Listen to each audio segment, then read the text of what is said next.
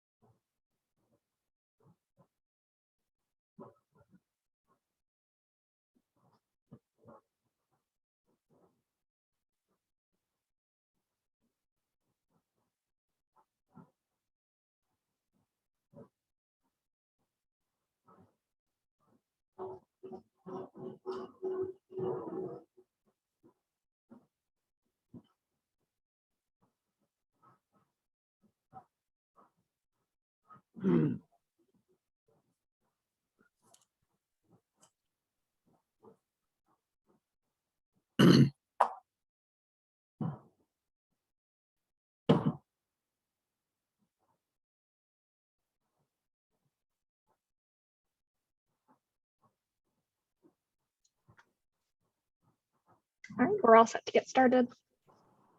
Wonderful. Thank you, Kristen. Thanks everyone for coming today.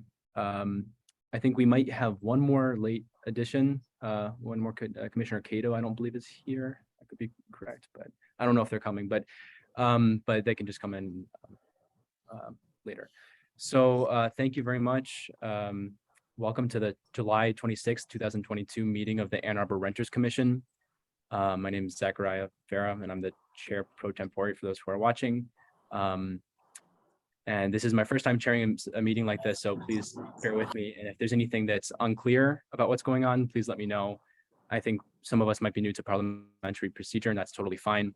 The most important thing is that it's been stressed a lot in the procedures that were given to me that they should be pretty informal, and I think that's probably the best tone to have to make it a successful commission.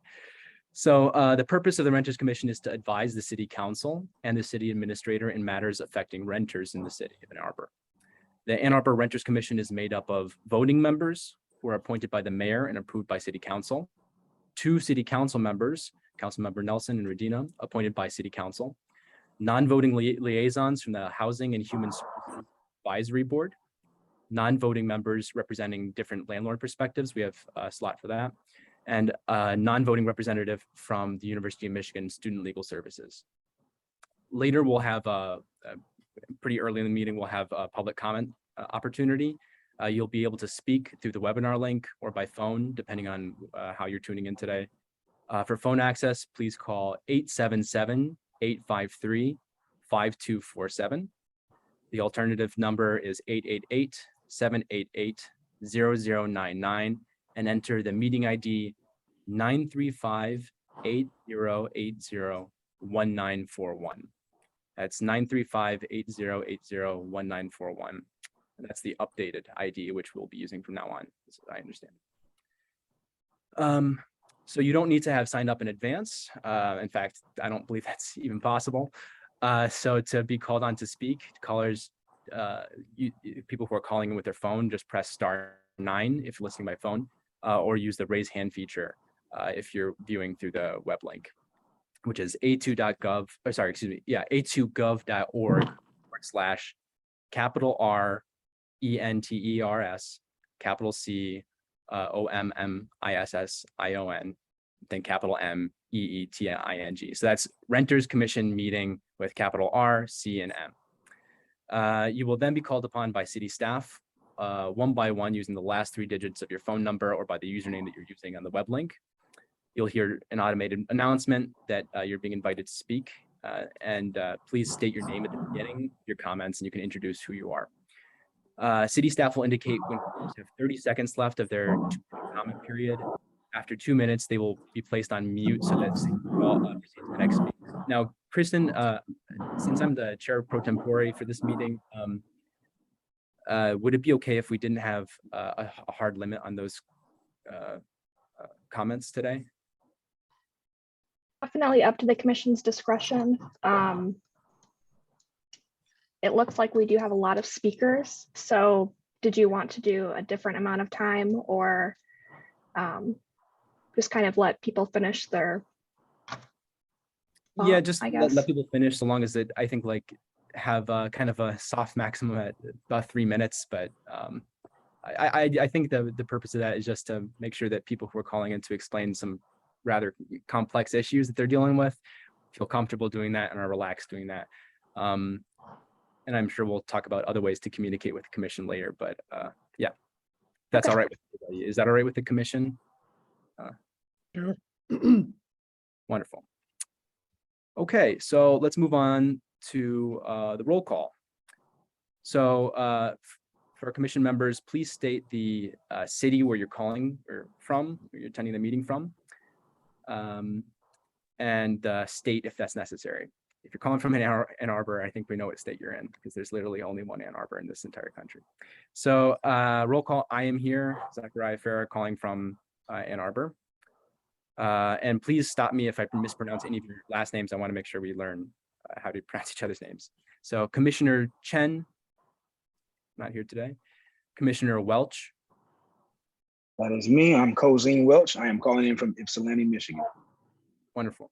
Commissioner Peterson. Here, Lucy Peterson calling in from Ann Arbor. Thank you. Commissioner Kelly. Here, calling in from Ann Arbor. Welcome. Commissioner Mukherjee. Hi, I'm here and calling in from Ann Arbor. Welcome. Commissioner Cohen Smith. Hi, I'm here calling in from Pittsburgh, Pennsylvania. Wonderful. Commissioner Redmond. Hi, Hi, I'm here, AJ Redmond, calling in from Ann Arbor. Welcome. Commissioner Cato. Not here. All right. Commissioner Rumel. I'm here calling in from Ann Arbor. Welcome. Councilmember Nelson. I'm here calling in from the city of Ann Arbor. Welcome. Councilmember Redina. I am here and I am starting the meeting in Ann Arbor. Will you be on a different continent by the time the meeting? I will be in a different city at some point because I'm driving to the airport, yes. Okay, please be careful and, Thanks. safe. Our University of Michigan Students Legal Services Liaison, Gail Rosen. I'm here and I'm calling in from Ann Arbor. Welcome. Appointed Housing and Human Services Advisory Board Liaison, Karen Wanza. See them here. Let me just quickly check the participants, make sure they're not. No, I don't believe they are. You have a Karen in the We do. participants. So let's see. Yeah, She'll why come don't, through. thank you, Kristen. I didn't even see that. And if you're not Karen Wanza, just don't accept the panelist invitation, I think. I'm sorry, what's that? Oh, we have so we have a liaison from Housing and Human Services Advisory Board, Karen Wanza, and there's somebody as an attendee whose name is Karen, and we're not sure if that's Karen Wanza or not because the last name. Oh, okay. I thought I heard you say Nick. I'm sorry. No. Kristen, did you invite Karen to? I did. It doesn't seem that Karen is accepting the promotion. So No worries. It's probably not Karen Wanza then. Okay, so we move on to the next agenda item, which is the approval of agenda. Do we have a motion to approve the agenda? So any voting member can just raise their hand on the screen or just say, I move the agenda. I move the agenda. Thank you, Commissioner Mukherjee. Moved by Commissioner Mukherjee. Do we have a second? Second. Seconded by Commissioner Peterson. Thank you. All in favor, say aye. Aye. Aye. Aye. All opposed? Say nay. Okay, so approved unanimously. Now let's move on to item number 4, approval of minutes. So before us are the minutes of the July 7th, the 2022 Renters Commission meeting, our first meeting and our last meeting, the previous meeting rather. Are there any questions, comments, or corrections to the agenda, last meeting's agenda, which is located on today's agenda? Seeing none, I'll accept a motion for approval of previous meetings minutes. Anyone like to make a motion to approve last meeting's minutes? I move to approve the minutes. Thank you, Commissioner Redmond. Okay, do we have a second for that? Seconded. Thank you, Commissioner Kelly. So seconded by Commissioner Kelly. So all in favor of approving last minute's meetings, say aye. Aye. Aye. All opposed, say nay. Very well, then that was approved unanimously. Oh, sorry, Commissioner Rommel. Because this is my first official meeting, I think I should abstain. I can't comment on. Okay, yeah, you the just, minutes, yeah. you can just not say yay or aye or nay, that's fine. Fair enough. Yeah, very good. So I think, yeah, if you just don't vote in the commission, that's considered like an abstention, which is counted like a no vote, actually, technically. But so I guess it's technically not unanimously approved, but yeah. So moving on to the next item on our agenda, which is introductions. We have a commissioner who was appointed last week, Commissioner Rommel. Would you please like to say who you are and introduce a little bit about yourself, and as well as maybe something that you're looking forward to accomplishing in the commission? Okay, thanks. I'm very privileged to be a part of this commission. I've been practicing law for a long time. My career started doing a lot of landlord-tenant work in Detroit for Wayne County Neighborhood Legal Services. I then moved to Student Legal Services, where Ms. Rosen now works, doing a lot of landlord-tenant work there. I founded the Tenant Advocacy Project in Ann Arbor, which was a pro bono legal assistance for tenants. I was the chair of PERJM's housing task force. We had a national conference on housing when I was with PERJM. That was actually before law school. I don't do as much landlord-tenant work anymore, although I'm doing some pro bono landlord-tenant cases for the tenants union. And I've been working with GEO on the right to renew ordinance and having some really fruitful discussions in that regard. So thank you. Hopefully I can make a contribution to this commission. Thank you very much, Commissioner Rommel. We're all very lucky to have you here. Next on our agenda is item 6, which is public comment, and I'll let Kristen lead us there. Thank you. So this is an opportunity for members of the public to speak for up to around 3 minutes today. If you would like to address the Renters Commission, you can use the raise hand feature, or if you are listening by phone, please press *9. You will hear an automated announcement that the host is allowing you to speak. When speaking, please move to a quiet area and mute any television or background sounds so that we can hear you clearly. For any of the speakers, please state your name at the beginning of your comments, and I will do a timer on my phone. So you'll hear the timer go off after 2 minutes and 30 seconds rather than me saying you have 30 seconds left. Hopefully that will be smoother. Let's see. So first, attendee with the username Michelle Hughes. Hi, how are you doing?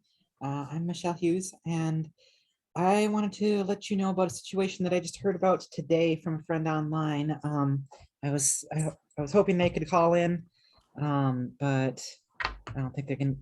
Maybe I can still get them for public comment at the end. But they were saying that there's a apartment complex called Town and Country Apartments. It's on Carpenter Road, and it's 2572 Carpenter Road, and all of the tenants have gotten a notice that their lease will not be renewed. And it seems like they're gonna fix it up and then charge higher rents to the new tenants. They said this was a low income community, so I'm thinking this might be a situation where the place had low income housing tax credits for a certain number of years, which has run out.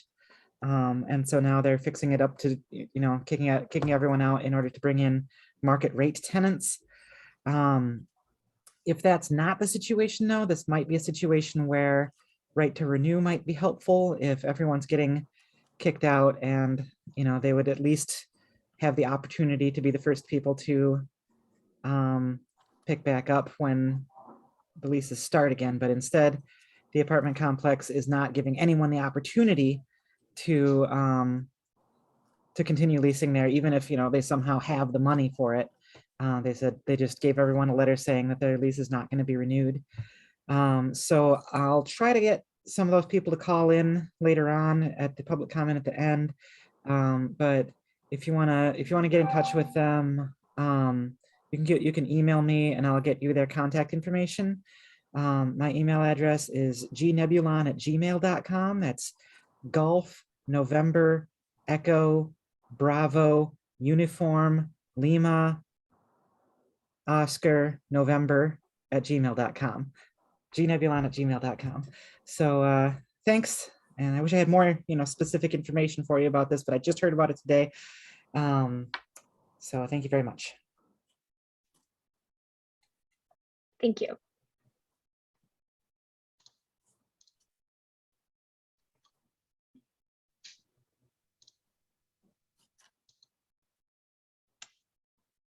All right, Zoom attendee with the username Evelyn Ann Smith. Hello, can everyone hear me? Yes. All right. Hi, folks. My name is Evelyn Smith. I'm a PhD candidate in economics at the University of Michigan, and I've been a renter in Ann Arbor for the past 6 years. When I describe Ann Arbor's rental market to folks who don't live here, the response I typically get is one of shock, surprise, and confusion.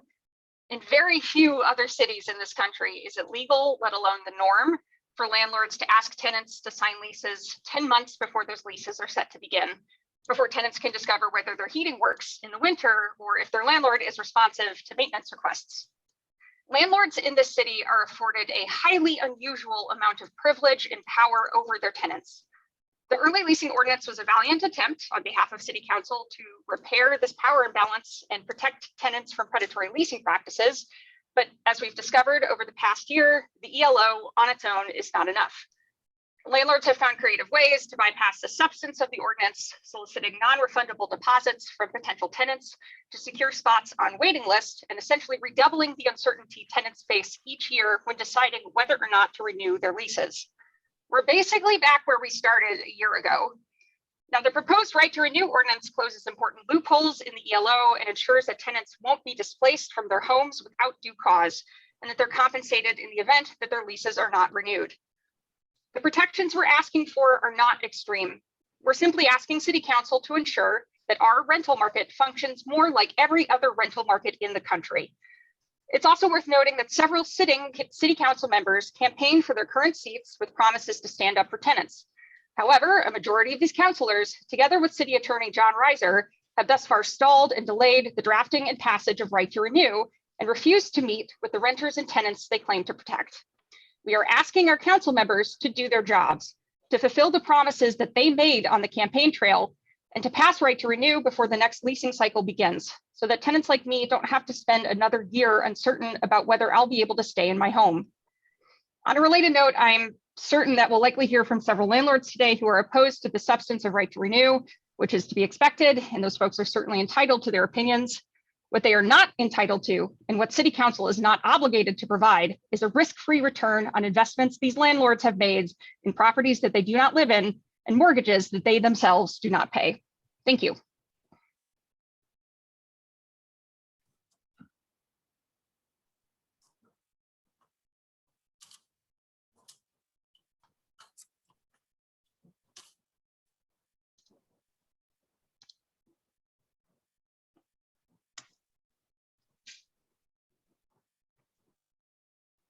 Zoom attendee with the username Nathan Chesterman. Everyone, can you hear me? Yes. Great.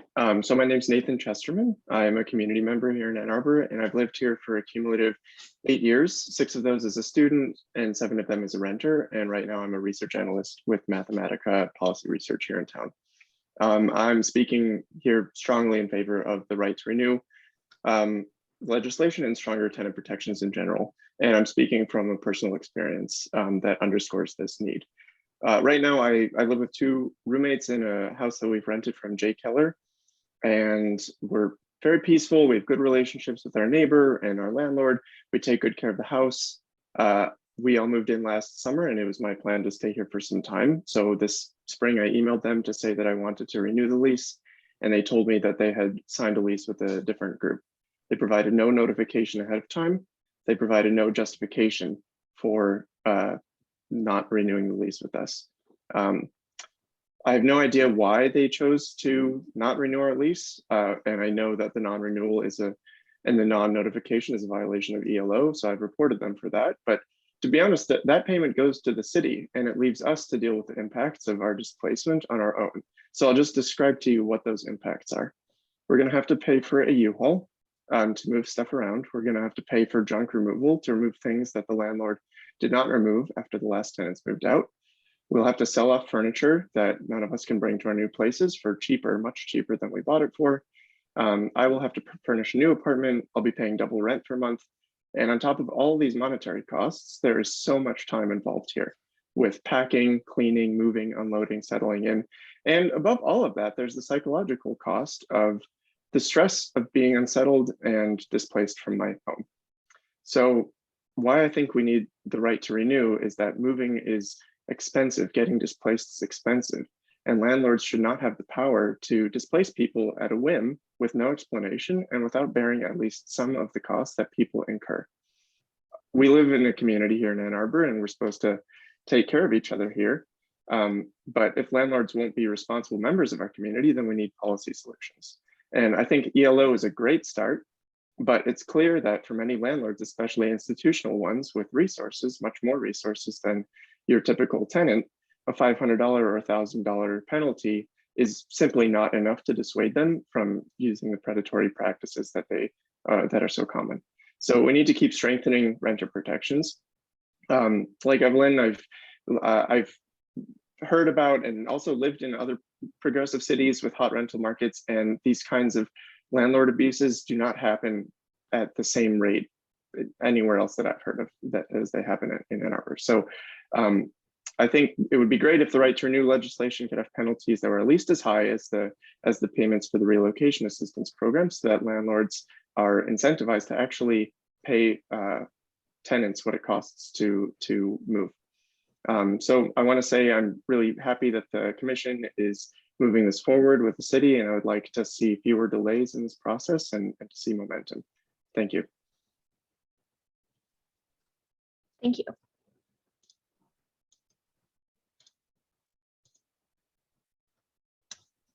Attendee with the username Zachary Story. Hello. So is this public comment for right to renew specifically? No, this is general comment. Okay. Yeah. So I talked last meeting, and I think by now maybe some of you have gotten emails. It's been a long saga since May that I've had facing some discrimination, and I've been kind of in a big depression now because I'm feeling like through all this that my landlord is going to think of me as a problem tenant because I asked them to set up a housing voucher. I learned some new information from Mishta that they didn't respond to 3 separate emails. They just ignored them when I'm trying to set up the last step for getting an inspection.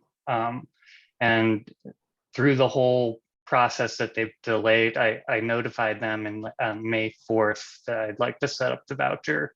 I don't start getting money from the voucher until it's fully set up.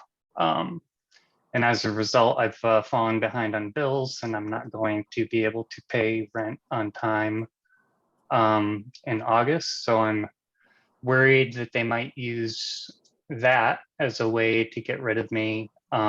Although when the inspection happens, they should get money for at least part of August. So yeah, it just, I haven't been doing that great, just feeling like they're not gonna offer me another lease next year. So right to renew would be great. And I'll leave it at that. I kind of, in the emails, went into a lot more detail. So you should have all of that. Thanks again for doing this work. Thank you.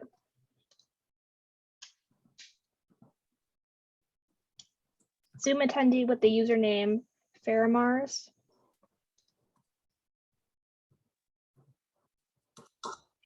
Yeah, this is Farmers Farhanchi.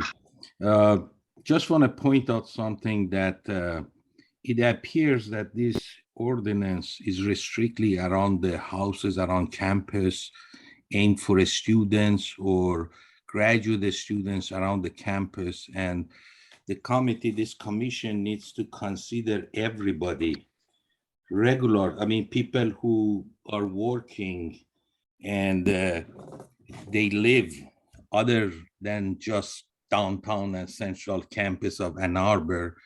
And I can tell you firsthand experience, usually once the lease goes about 10.5 months, they used to get a notice saying that, hey, would you like to renew or not? But this ordinance is making the landlords to send a notice 6 months in advance. And I can tell you every single people that I've talked to, they are very upset. Why are we supposed to make decision 5 months before expiration of the lease and be pigeonholed into something? What if something happens and we don't want to continue, but we have to sign, otherwise the house is going to go on the advertisement? And that's what the ordinance says, that they have to. And I checked with the city attorney, they said the landlords are obligated to send a 6 months notice and give an opportunity to the tenant and give them 1 month to sign. And if they don't sign, then they can start showing and leasing. Well, this is fine for only a student area. Why are the people on West Side, Carytown are suffering because students are unhappy with the situation? The solution is pretty simple. The planning can change the R4C and increase density, and guess what? Tons of houses are going to go to duplex, and the problem will be solved. If there is lots of stock of housing, this issue is not an issue. But it appears that suddenly other people who have nothing to do with the students are suffering because of this ordinance, which is fine, I guess. I'm just making the comment so you guys look at the other side of the coin. There are two sides to each coin. Not everybody lives on campus. Not everybody lives around the campus. The city of Ann Arbor is getting hit with the same ordinance. You cannot have two ordinances in one city. So, for certain people, you cannot just you're a student, you go with this ordinance. You are not a student area, you go with different ordinance. So just wanted to point out so everybody's aware of what's happening here.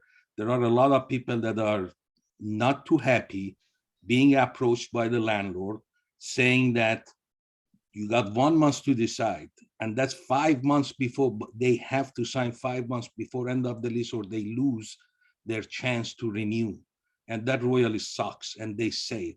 And of course, I've told them they can thank Ms. Nelson for her effort to stick them with this situation. I don't know if they have contacted her or not, but she's very well known in the area that are not a student and what she has done.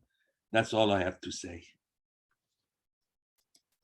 Kristen, am I allowed to speak for a moment here?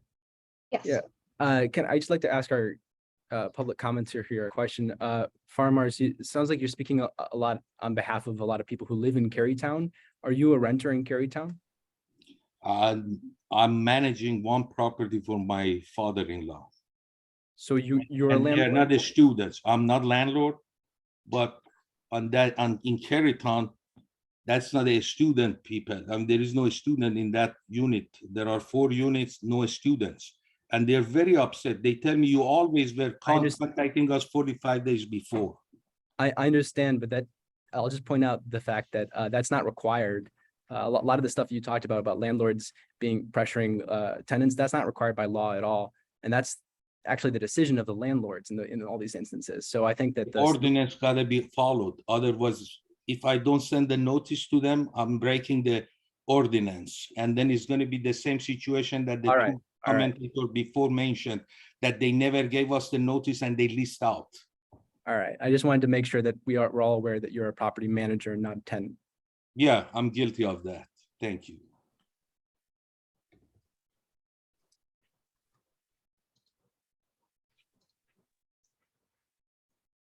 If there are any other attendees who would like to speak during public comment, please raise your hand now.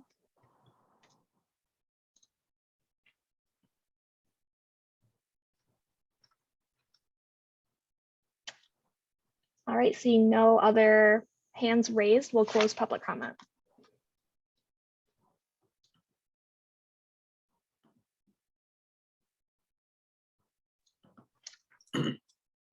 All right.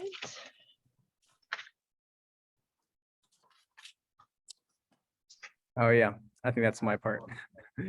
Thank you, Kristen. Thanks for leading us through the public comment section, and thank you to everybody who did call in. So now we move on to item 7A, which is the approval of the Renters Commission bylaws, which were introduced during our last meeting. So I'll allow everybody some time to pull those up on your computers.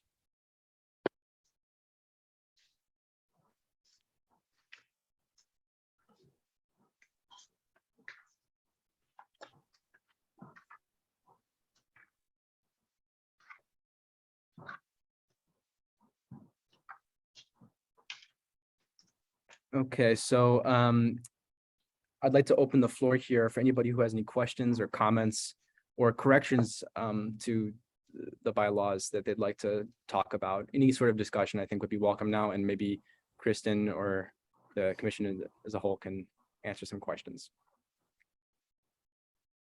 Just raise your hand if you would like to say anything.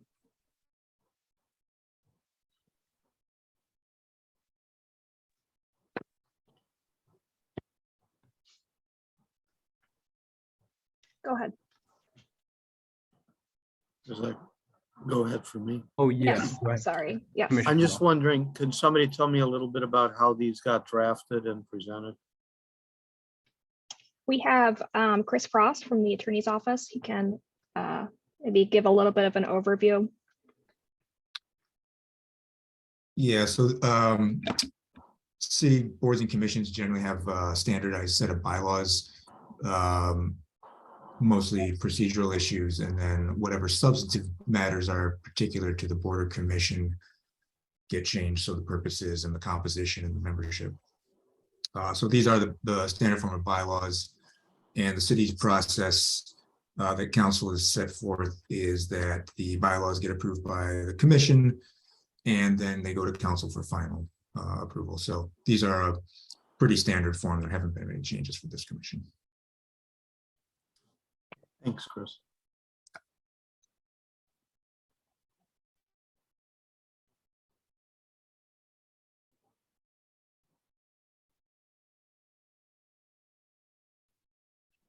I have a question regarding, let me see. I think it's 5.9, Article 5.9. That talks about, let me read this out loud, I guess. To maintain public confidence in the objectivity of the commission and to avoid the appearance of bias, prejudice, or prejudice, excuse me, a member shall not speak or appear before the commission as a petitioner or on behalf of, or as a representative of potential or actual petitioner. It goes on to talk about, avoiding the I guess the intersection of being a commissioner and a petitioner. And I was wondering if Kristen or Chris Frost could explain kind of the definition of petitioner in this sense, and like, are we allowed to what extent are we allowed to have connections with advocacy organizations? Yeah, no, it's not designed for that. It's really, petitioner is more in the context of like a planning commission or a body that somebody would bring an application for a decision. In this case, you might have something, somebody's asking for something, you're weighing in to recommend on something that would benefit a particular group or, in a specific sense, not in the general sense. Then that might be a case where you wouldn't say, I'm a commissioner, but I want to stand on this other side here and represent, let's say, GEO or whatever group it is you're a member of, and make a presentation to the other commissioners. The idea being that you presumably have some rapport with the commission and some influence that might be perceived as improper. So you're supposed to be kind of the neutral arbiter. But no, it doesn't prevent you from having connections with any group that would appear to advocate. Thank you.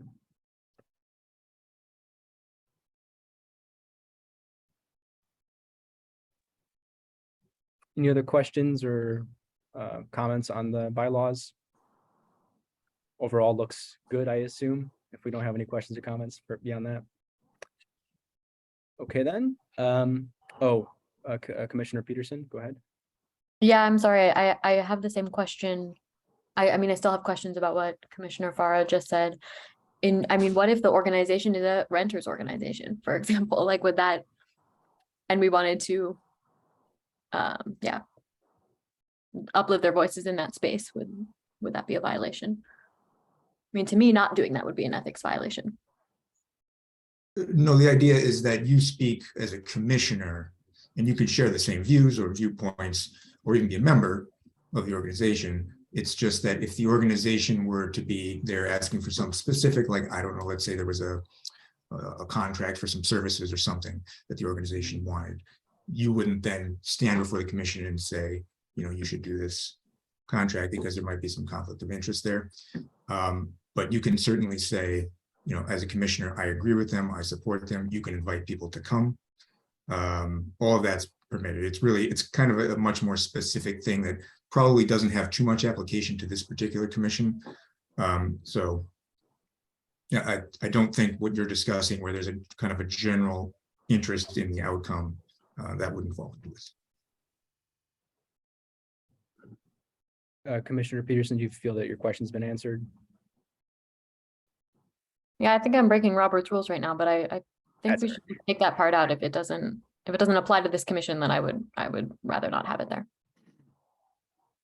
Well, I wouldn't say it doesn't apply. I just think that this commission hasn't yet fully developed its role.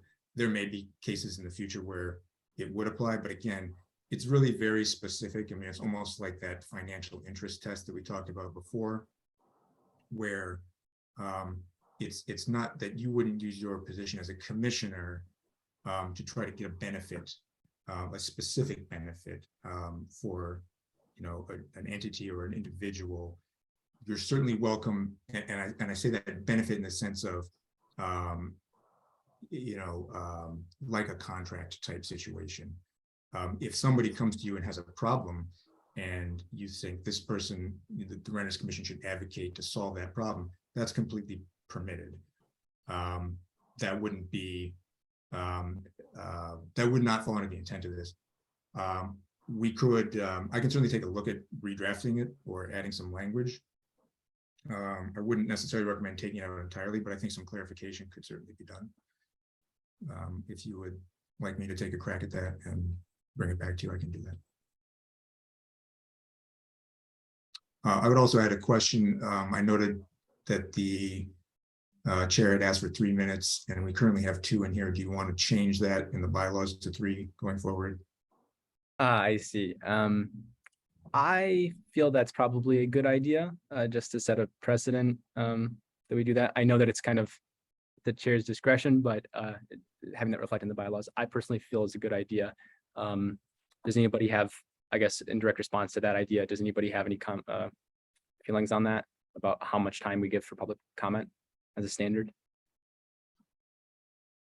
You can just, I guess, unmute yourself if you're responding to that specifically. I think 3 minutes is fair. That's also how much time we are given when we make public comments during city council meetings, if I'm not mistaken. So it's consistent with that. Okay, and yeah, I think that since the commission can kind of decide how we interpret these things, I think we can be pretty flexible. Yeah, but I feel that 3 minutes would probably be a good idea. So I saw Councilmember Redina had his hand up first, so go ahead. Thanks. Yeah, just very briefly, Chris kind of already covered what I was going to say. I was also going to recommend against removing the petitioner language simply because I think in the future, if we were to envision this body potentially, I think of the Human Rights Commission where individuals may end up filing complaints with the body at some point in the future or something like that. I think what this is largely suggesting is that you as a commissioner may be an arbiter of that and therefore should not also participate as a representative of a complainant or someone in that capacity. And so I think that's where maybe some of this language may be relevant in the future. If I'm not mistaken, Attorney Frost, that might be an example, but I just wanted to explain, while I don't think that it is probably something that the body is dealing with right now, depending on the host of issues that we might work on over the next couple of years, it may be something that becomes more relevant into the future.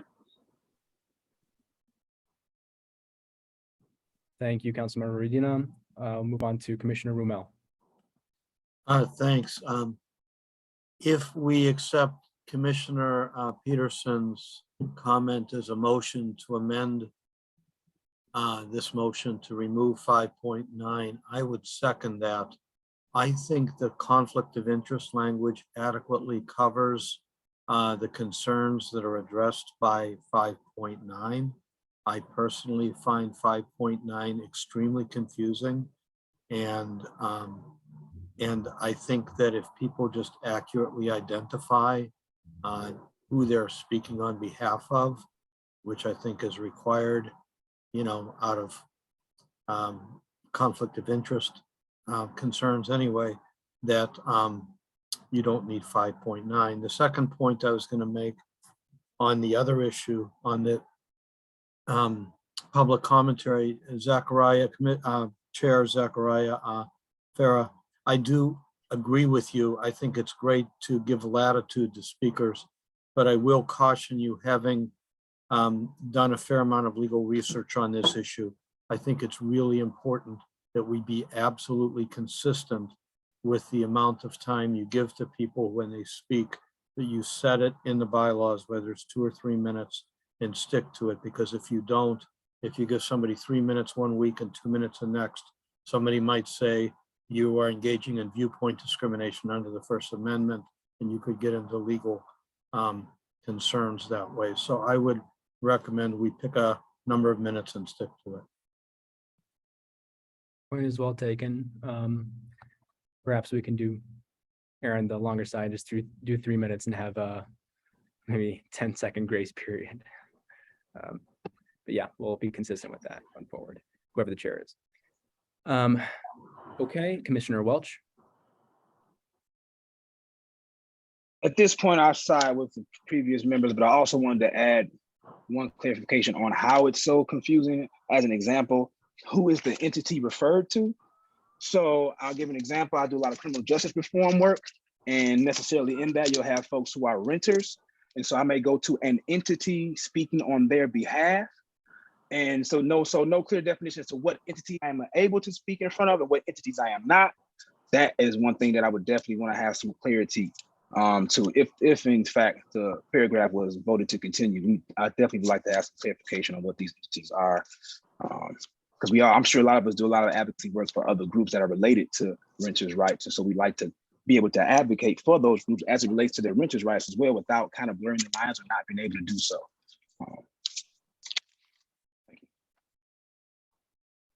Thank you, Commissioner Welch.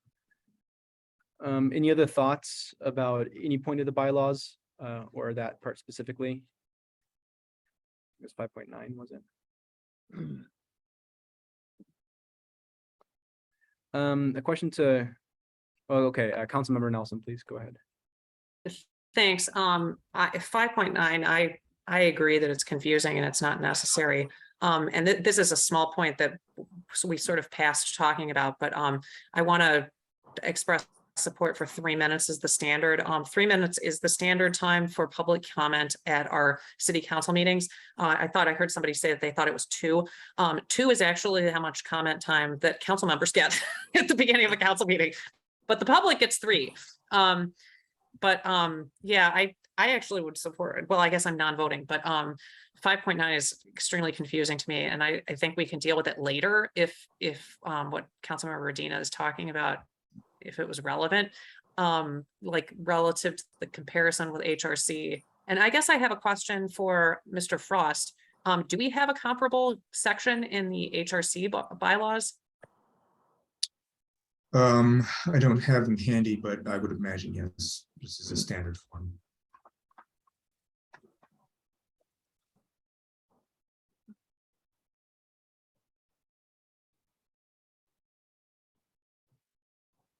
I have a question for Mr. Frost, and if Councilmember Radina is able or would like to talk, respond to this. Do you feel that it would be that there would be potential problems if we didn't have this language in the bylaws? And if it's not if you don't envision very serious issues occurring, could we potentially just address any issues that come up later on? And maybe, we can always amend our bylaws later, but it seems like there's quite a bit of confusion. So I guess, let me take that all back. In your eyes, is it best to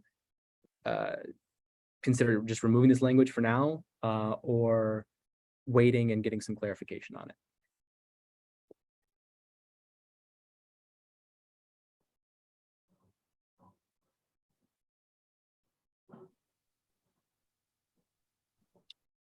So was that question was that for Councilmember Radina, or was that for me?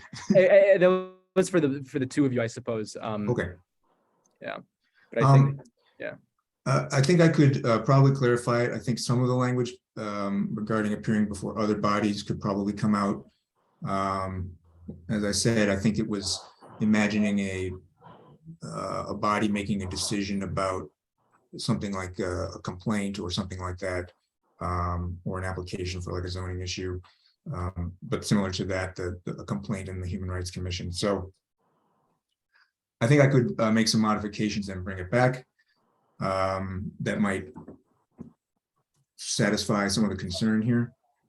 I do think that at least certainly the beginning part about not appearing before the commission is a good idea to have, to keep that separation, that the commission is the commission and that the petitioners or the folks speaking to the commission, there's some separation there. So I do think that part should at least remain. But some of this other stuff, I agree at this point, probably doesn't apply directly. So I think we could make some changes. If the commission would like me to do that, I can do that and bring it back. Appoint some people to work with me, I can run it by them and see if that might be a better way to do it. Yeah, I guess for those of you who are concerned about the language, so long as we have a group smaller than a quorum, I guess you guys can communicate directly with Mr. Frost as far as I understand. Is that right, Kristen? Yeah. Oh, okay. Yeah, you're muted. Definitely you can send concerns or ideas by email to Chris and myself. That'd be fine. So it sounds like perhaps, it's important that we have bylaws. Does it sound good to the commission that we try adopting the bylaws without this section for now, or and then potentially consider adopting a modified version of that section later? Just like I kind of want to feel the room. Any objections? No? Okay. So would anyone like to make a motion to amend the proposed bylaws, removing that section for now?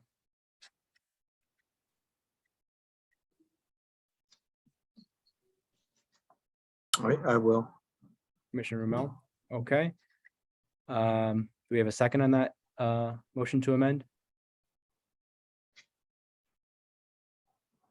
Oh, Commissioner Welch, seconded by Commissioner Welch.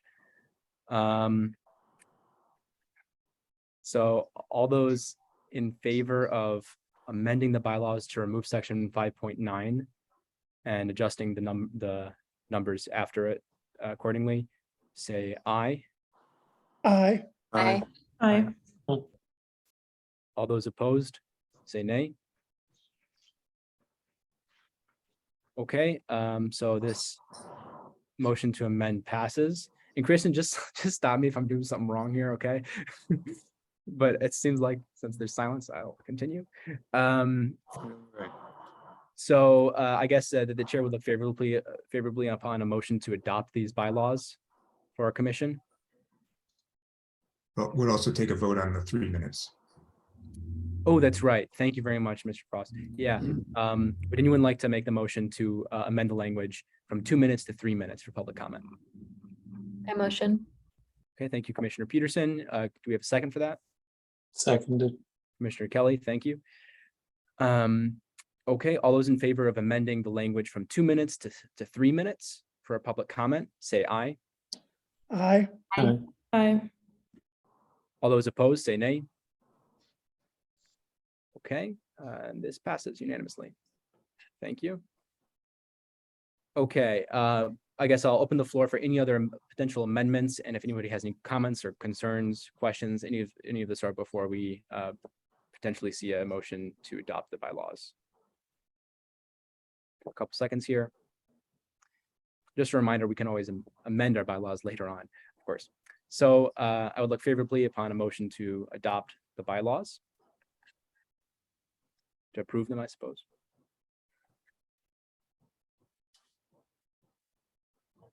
You can just unmute yourself and say, yeah. Motion. Commissioner Welch. Oh, okay, sorry, Commissioner Welch, we actually can't hear you. I think I realize that you're actually, I thought you were just mouthing words. But you're actually speaking. Okay. Yeah, I'm guessing Commissioner Welch is making the motion to, yeah, to approve the bylaws. Okay, great. Do we have a second for that? I'll second that. Thank you very much, Commissioner Rosen, or excuse me, Liaison Rosen. So second. Wait, can she vote? No, I don't think she can second. I'm sorry. Okay. Yeah. I was going to ask that question, but I will take that back then. Okay. I'll second the motion. Thank you very much, Commissioner Redmond. Yeah, excuse me. I'm still trying to remember everyone's roles. Wonderful. So all those in favor of adopting the amended bylaws, say aye. Aye. Aye. All those opposed, say nay. Okay, wonderful. So these bylaws are approved unanimously. And in the future, yeah, sorry, just make sure that if you're a non-voting member, that you don't make motions, second agenda, any motions, or obviously say aye or nay. Yeah, wonderful. That's totally not your fault. I'll try to keep a better eye on that. Thank you very much. Okay, so I believe we've gone through all of agenda item number 4. Oh, excuse me. That was agenda item. Sorry. That's agenda item 7A, excuse me. So now we're going to move on to agenda item 7B. Now, Kristen, you're written on the script for this part. Would you like to do that, or should I continue? I will just add that the Renters Commission has received approval to have their regular meetings televised. So we should schedule some regular meetings. We received some information from CTN. CTN is Community Television Network. They do all of the broadcasting and support for live televised public meetings at the city. So attached in your agenda is a calendar of some meeting dates, as well as a couple of lists that go along with those meeting dates. That calendar just identifies the other scheduling conflicts. So highlighted in blue are the slots available to be televised. You can still hold other meetings, but CTN just may not be available for them. It's possible. We could check in with CTN if you wanted to do a special meeting that's televised, anything like that. So if there is a date that works for a lot of the commission, we can go ahead and get that scheduled if you guys want to talk about it a little bit. Yeah. Is every member of the commission Do you all know how to access this document? Just want to make sure before. Okay, if anybody is confused about what document we're on, it's important that you speak up and you can just kind of raise your hand. But I just want to make sure we're all looking at the same thing.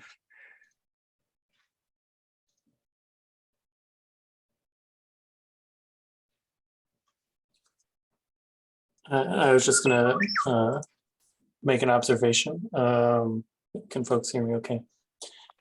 I think of the blue highlighted times, I think, since we are seeking more public engagement based on our previous discussions, perhaps the like 7:30 time slot to allow people after they get home from working a traditional 8 to 5 or 9 to 5 would be able to engage with the group more actively.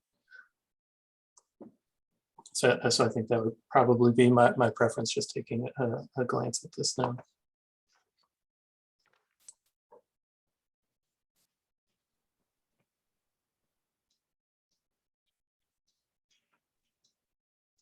I'm not saying anything new. I just agree with that. And I saw a lot of nods. So I assume a lot of us do. And I'm hoping that no one has like a work conflict or something at that time, because I agree for accessibility purposes with 7:30 time.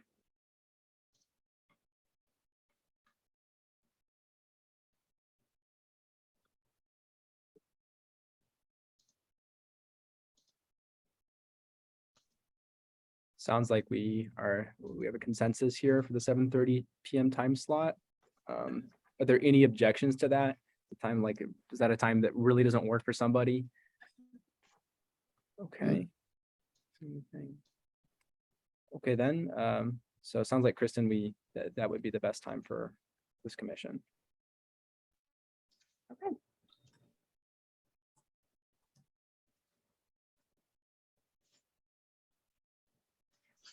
All right, I will work with CTN to get those scheduled in the future. For members of the public, this meeting will be available on the city's website to watch live. It will also be available on YouTube to watch live, as well as calling in or attending the Zoom meeting. So we will get that going. Okay.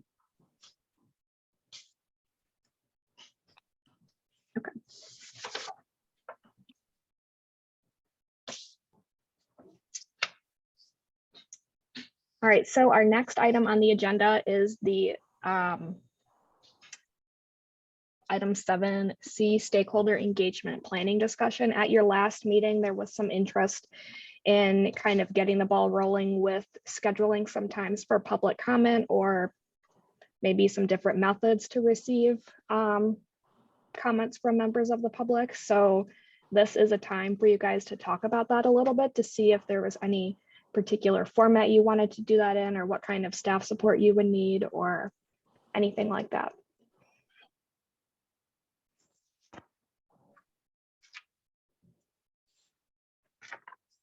I think at the last meeting, like town hall style meetings is what was discussed. All right, go ahead. Yeah, I think that there were a few commission members who expressed interest in doing at least a few town hall style meetings. I personally think that would be a great idea, very public facing, have them televised potentially. CTN, I think that'd be wonderful. And maybe we can even, in those meetings, let people talk a little bit longer. Just an idea. It depends on what kind of turnout we get to those meetings. But I really like that idea, but I also think it's very important that we have a common point of contact for people to report their stories, their potential reports of violations of the city code. Because right now I'm not really sure. I think we've had a couple renters or tenants email individual commission members, and then we've had to email those onto our staff member, which is totally fine, but it doesn't seem like the most efficient system. So I'm wondering, Kristen, do we have already an email address that would forward emails to everybody? We don't at this time. I do think that's something possible that I can work with IT to set up.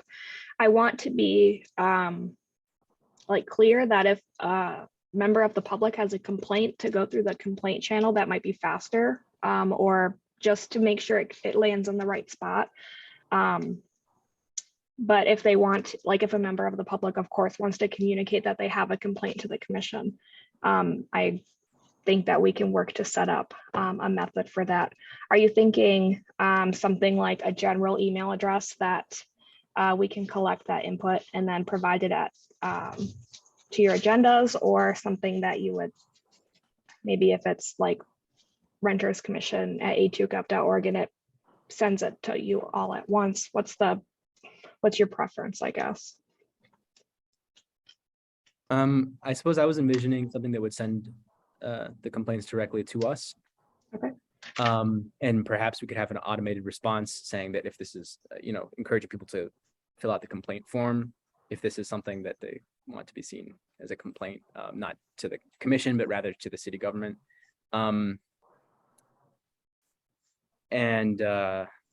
I guess it might be a good idea to just have it as like kind of procedure that if we find that one of those, an email is pretty concerning and we think that we should discuss it, maybe we just email the chair or you, Kristen, I'm not sure, to have that put on the agenda, so that we'll kind of have it as a procedure where unless an email deserves discussion, it won't automatically be added to the agenda. But then I guess the other thing I'd like to point out is that maybe we need to be careful about protecting the privacy of people who are sharing stories. I checked with the renters that emailed me to make sure that it was okay that that information might get shared with other people, and that's a big issue.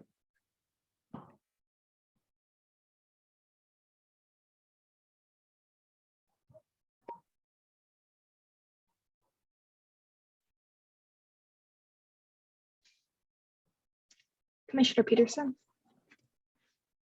Yeah, so I think having a town hall would be great. I think maybe we should just start with one and see how it goes, and then maybe we can refine our process, maybe do like some topic-based town halls. But I think renters are really really aching to have a place where they can express their issues and actually be listened to. So I think that would be good for all of us to be able to hear. My concern and kind of question for city staff is what methods does the city have for reaching out to tenants so that they can find out about these events? Because it's really important that those who are struggling with their rental experiences know about it so that they can come and speak. I'm just not sure what the process is for communicating effectively. It's a good question. Some other boards and commissions do public notice by posting on the city's website, sending postcards to certain distances from a certain item of interest. I know Parks has done that also. So it is up to you a little bit. I think that the fastest would be posting on the city's website, perhaps a renters commission webpage, something like that.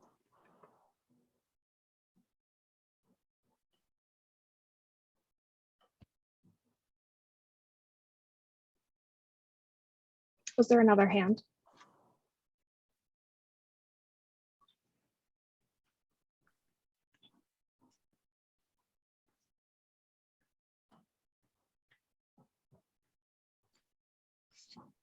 Did you want me to go? I don't have to go first. Oh, yes, go ahead.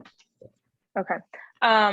This doesn't have to be for the first one, because I also like the idea of doing like a one and seeing how it goes. But I also like the idea of like doing town halls for like specific parts of the community, which might help with just what you were saying, Commissioner Peterson, about communications. Like if we could work with like, I don't know, homelessness orgs or like tenants rights orgs in particular. And I'm thinking, of course, for me, I'm like, oh, grad students in particular, because they have different, but also I know students sometimes rightfully take over the conversation, and sometimes like we need to talk to the rest of the community. So I like the idea of targeted town halls in the future, even if that's not the first one.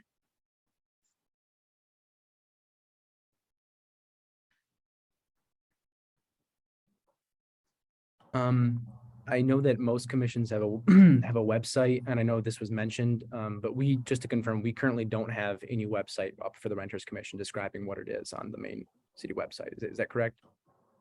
There is a section of the city's website with all of the other boards and commissions that provides a small amount of information about the Renters Commission. I think it might include the purpose, maybe not the entire purpose from the city council resolution, but then it also includes staff contact and then the commission members.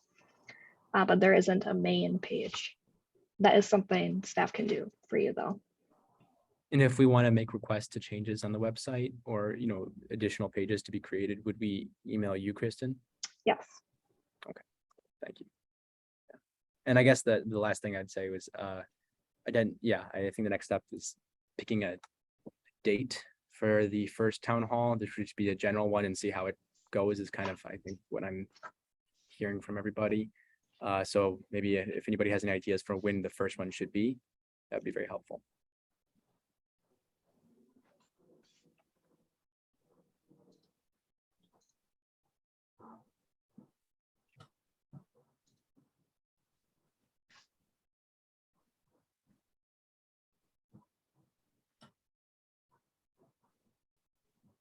Commissioner Welch. Oh, we're unable to hear you.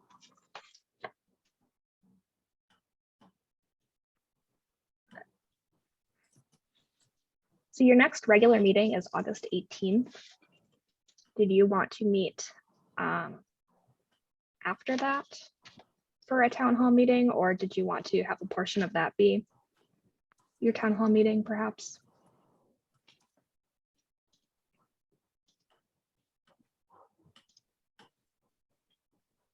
And how much notice do you want to give people? That kind of thing. Go ahead. Yeah, I think planning a town hall would take some time, making sure that we get the word out enough. So I think that probably after that meeting would be ideal, maybe in early September. That would be a really good time since a lot of leases start around September, end of August, and maybe having being able to answer people's questions that might be part of the town hall, and having lots of tenants' rights information like those handbooks are readily available for people to pick up. So I'm thinking maybe early to mid-September might be a good date to shoot for. We might need a couple working group meetings to get all the logistics in place though.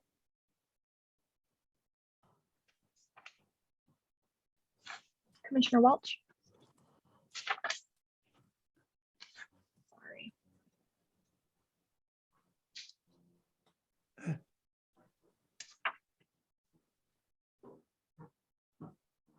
Go ahead. So I think I liked Zach's idea, Commissioner Farah's idea of having complaints, like receiving complaints through a common email or something like that. That's kind of asynchronous. It's possible that everyone cannot turn up for a town hall, but might have a lot of problems. In addition to that, I don't have a set structure at this point, but some kind of survey might also be a good idea. Whoever, like, it can be anonymized. Someone wants to share more information about their, some more personal information, that's up to them, but there could be some specific indicators that we can get information about. And again, I'd just like to emphasize, especially for me, housing is an intersectional issue. It's important to think about access to amenities, public transportation, things like that. So we could potentially also collaborate with other commissions and think of some kind of effort where we get essential details about people's experiences living in Ann Arbor.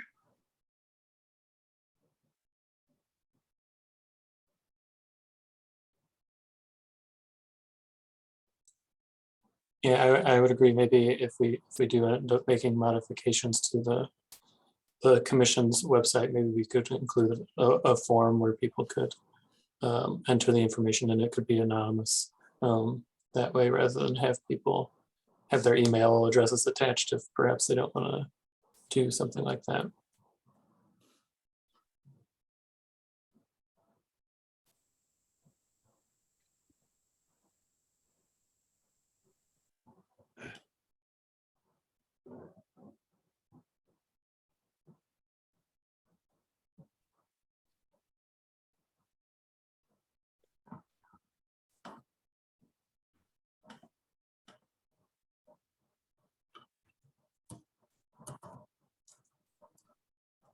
So I think it would be helpful if we, as a commission, requested our city staff person here to look into creating a dedicated page on the city website for the Renters Commission that includes a form that's explicit about,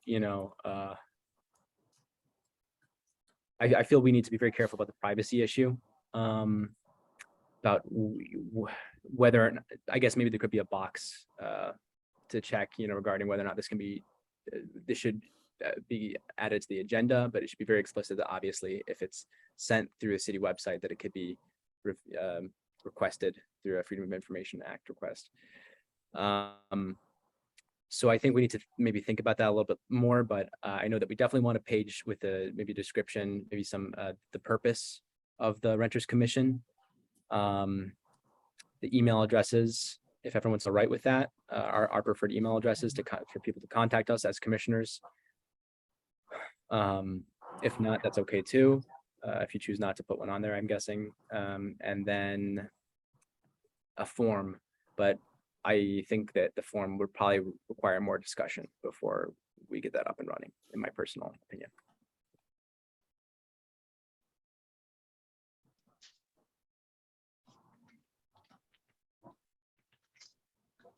I just want to add a quick concern, if that's okay.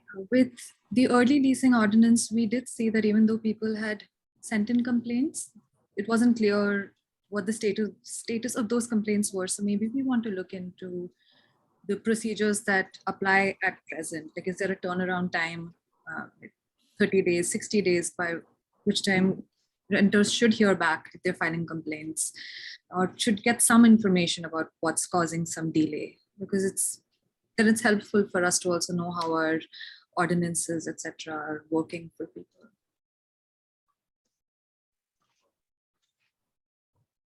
Thank you.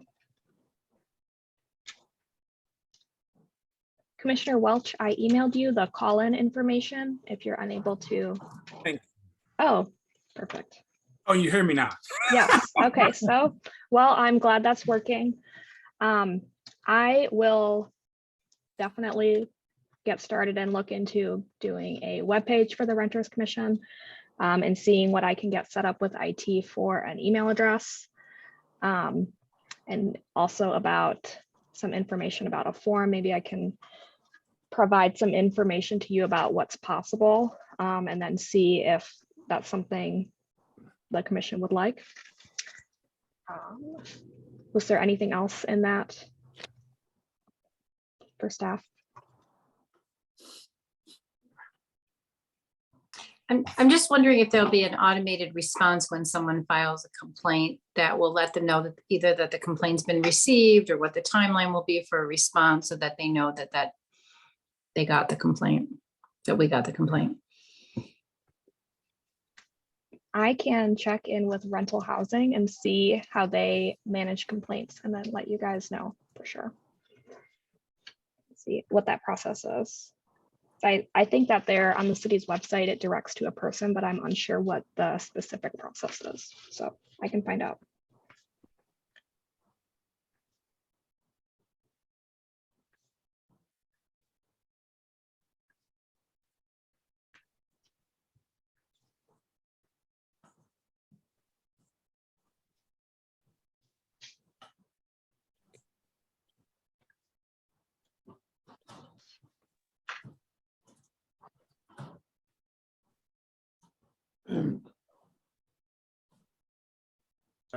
So we still haven't decided a date for a town hall, and I think that we need to address that issue before we move on the agenda.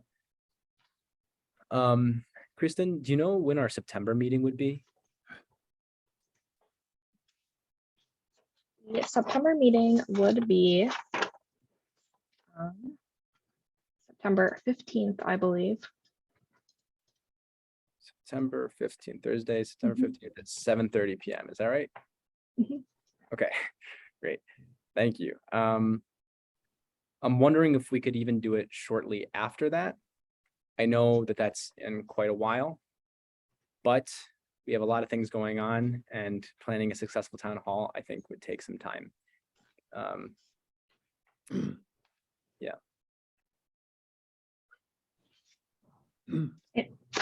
Oh, go ahead.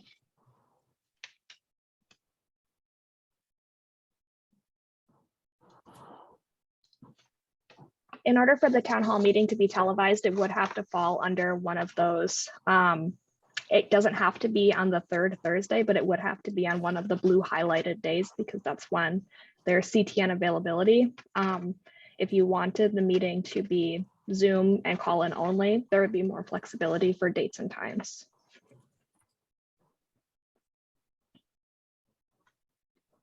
Commissioner Redmond. I was just going to make a comment regarding the town hall, and it kind of supports what I think where Zachariah was going with his last comment. I kind of suggest that at our next meeting, we make sure that we set aside enough time and specific time to establish what the specific objectives of that town hall is going to be and who the ideal target participants would be, so that we can optimize our communication to make sure that we get the kind of participants and input that we would want that venue to actually generate for us.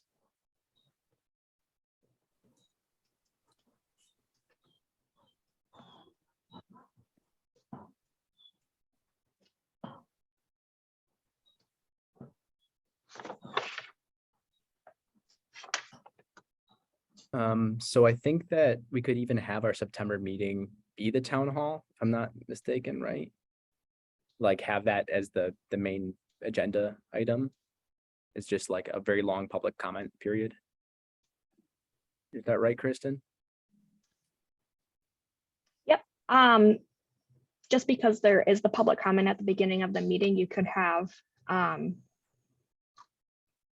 I guess it wouldn't be very different from a regular meeting in that way. But if you wanted to have a dedicated public comment on that agenda outside of the first one, is that what you're asking? Or are you asking just for the, sorry? I think I was envisioning this meeting to be a hybrid. Potentially, if people are comfortable with that, I think that there's, it would help to be in person and see some of these people who are dealing with problems. I think it's a little bit abstract almost when we're hearing people going through really tough situations. We're not able to see their faces. And I guess that's just part of my motivation is that I'd love to maybe do like a hybrid meeting, if that's possible. It's more structured about kind of a mostly just around the public comment, and we allow maybe a little bit. I guess I don't know, maybe we would clear the agenda of most, if not all other agenda, business. But yeah, just a thought for the September meeting, that would be. Commissioner Rosen. I'm wondering if we should consider pushing that back even to October, because my understanding from our last meeting was that we really wanted to focus on the right to renew ordinance. And I think if we're trying to work on that and prepare for a town hall meeting for September, I think we're going to have a tough time doing both. I think the town hall is extremely important, and I think it's incredibly important for us to hear from people who are impacted or have, from all renters and tenants who have information that they want to share with us and their concerns and stuff. But I don't know that needs to be happen immediately. I think we're better off kind of getting a little bit more handle on what we're going to work on and push that a little bit down the road, whether it's October or even November. It's not saying that it's not important. It's just kind of giving us some time to be a little bit more thoughtful and organized about how we want to handle that.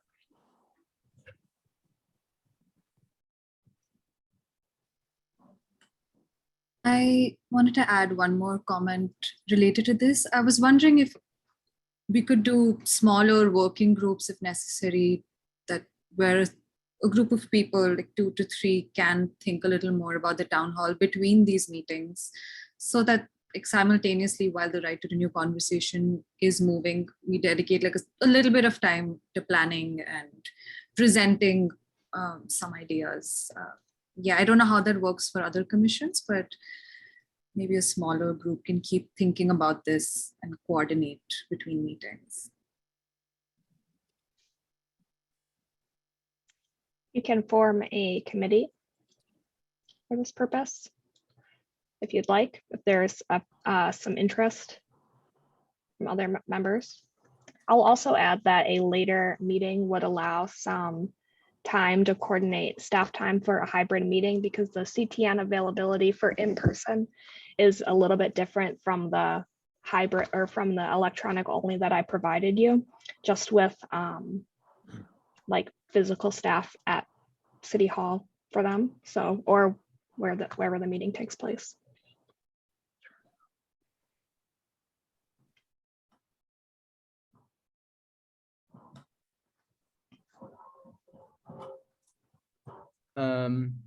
Yeah, I think that probably makes a lot of sense to have a committee. Now, would the committee, how do committees usually function, Kristen, with other commissions?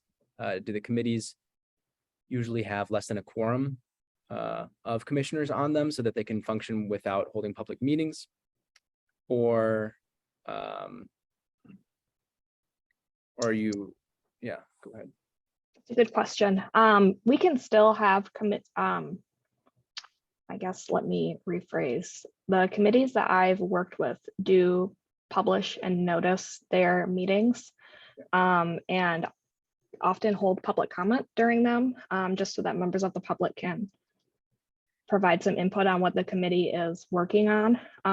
That would be so easy to do with electronic meetings in this case. So I would recommend having those be public meetings. They can be a smaller group. They can be 3 or 4 members of this commission. So if there's interest in that, I think that would be effective for planning. Yeah, I guess I'd like to express my interest in seeing something like that happen. I know we can just make a motion and create a committee, maybe something that meets like once every 2 weeks at least, or you know, and whenever necessary. I could just have a handful of us who are really interested in planning this thing on it, and then we could the commission could continue doing other work, you know, trying to figure out what our business is going to be like for the next few months, and then this committee could start figuring out the logistical details with city staff and CTN and all that. Does that seem like it makes sense to people? Great. Yeah, I think it's also good because it doesn't necessarily require all of us to work on that. Might just be good to have a smaller group.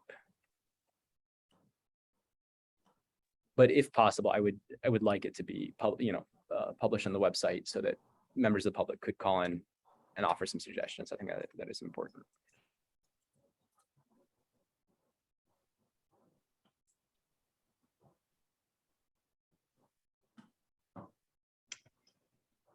You all can think about whether or not you'd like to participate in this type of committee and let me know by email. You don't have to decide in public today. So that's something that we can do.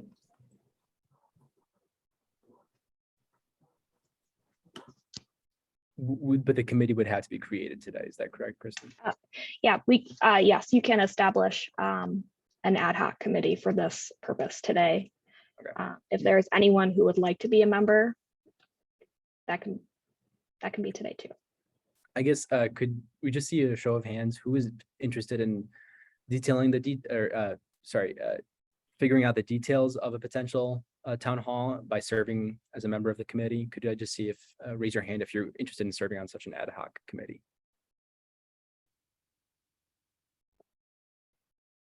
Okay, Commissioner Kurji, Redmond. Looks like 3 of us. I would include myself in there, and I guess anybody else who would be interested. So it seems like maybe be good to create a committee with 5 members, just to leave the door open for maybe an additional couple people. Does that sound like it'd be appropriate, Kristen? Yes. May I ask a question? Could somebody remind me how many vacancies? We're supposed to have 11, right? 11 voting members. And how many vacancies do we currently have? And are we planning to fill those? I will see if it's available online. If not, I can check tomorrow with other stuff. Let's see.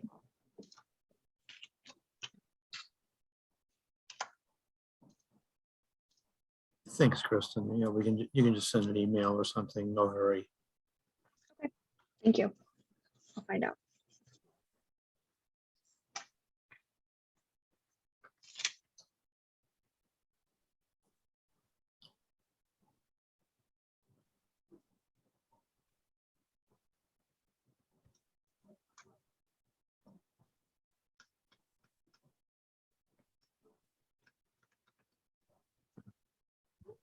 Is there anything else to add on this topic of doing these, doing outreach and advertisement and planning for these meetings? I guess I'd just like to make a motion to create an ad hoc committee. I guess it could be called the Tenants Town Hall Planning Committee, Tenants Town Hall Planning Committee. Yeah, unless there are any other thoughts there. Be a 5-member committee. And yeah, do we need to state how often it would meet, anything like that, or could that be figured out via email? I don't think that needs to be stated now. I think we can do that over email. We can meet as needed. Thank you.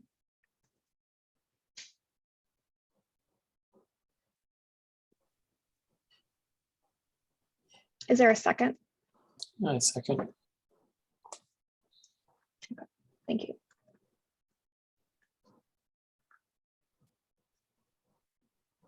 All right, all in favor? Aye. Aye. Aye. Any opposed? Okay.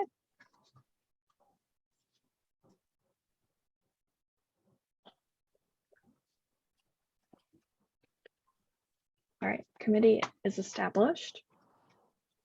Any other items to discuss under this agenda item, or do you feel ready to move on?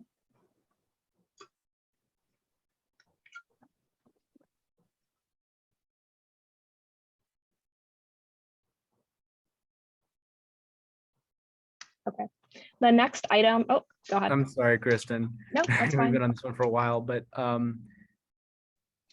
since we're talking about stakeholder engagement, I feel like we should at least bring up the idea again, which was we discussed last time of having guest speakers. And since we don't have that many meetings, commission meetings, it's not that frequently. I think that I just wanted to say to the commission that we should probably consider privately, that's totally fine, a guest speaker for the next meeting in August, and maybe just email Kristen some ideas if you have someone in mind who might be good, either someone from another commission, which would be relevant. I think that I would love to hear from the Housing Commission. Since I would encourage all of you to do some research on the Ann Arbor Housing Commission, if you're not familiar with them, because they do operate rental units in the city. It's like public housing, and that'd be really interesting to investigate, sort of see what the state of that housing is, since I'm not very familiar with that, and maybe get one of their members, potentially I don't know how they operate, if maybe one of like their chairperson invited, make an invitation to that person, come and have them present maybe and do some questions. Just an idea, but I would encourage everybody to email Kristen those ideas so that we can get a guest speaker for next time. I think that'd be a great idea.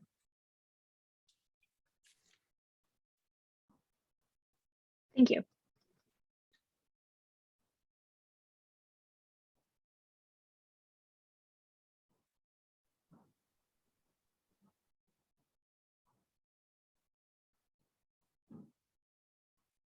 Okay, if there is nothing else on this item, we can move on to some discussion on the list of work plan items that were provided to me over email and also discussed at the last meeting.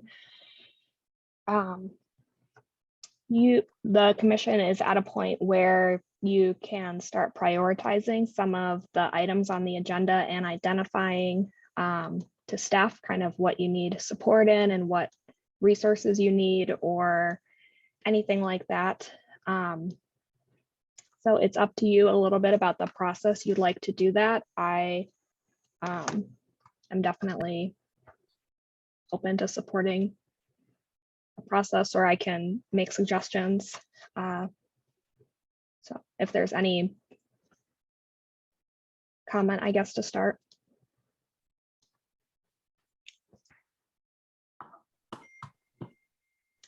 Several items were identified, so I'm interested to see if there is anything that is more timely that you'd like to push up. I know that the stakeholder engagement is on there, and that's been addressed today.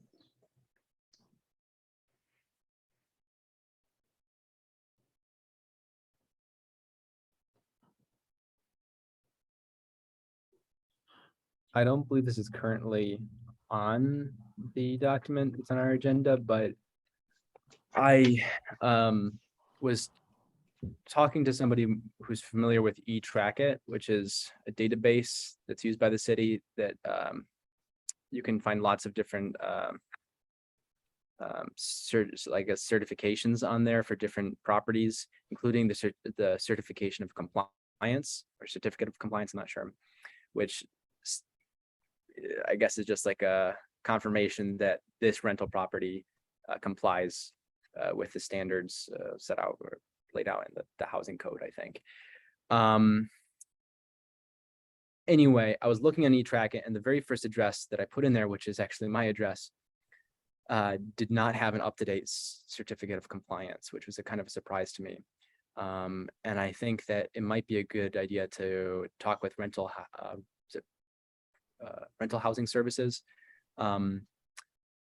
about what the state is of the compliance when it comes to rental units, how those inspections are going, and if they need more people, or why is it that it appears that there's probably a good amount of rental properties in the city that don't have up-to-date COCs, certificate of compliances, or certificates of compliance rather.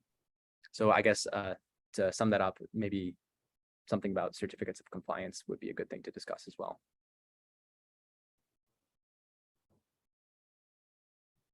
Okay.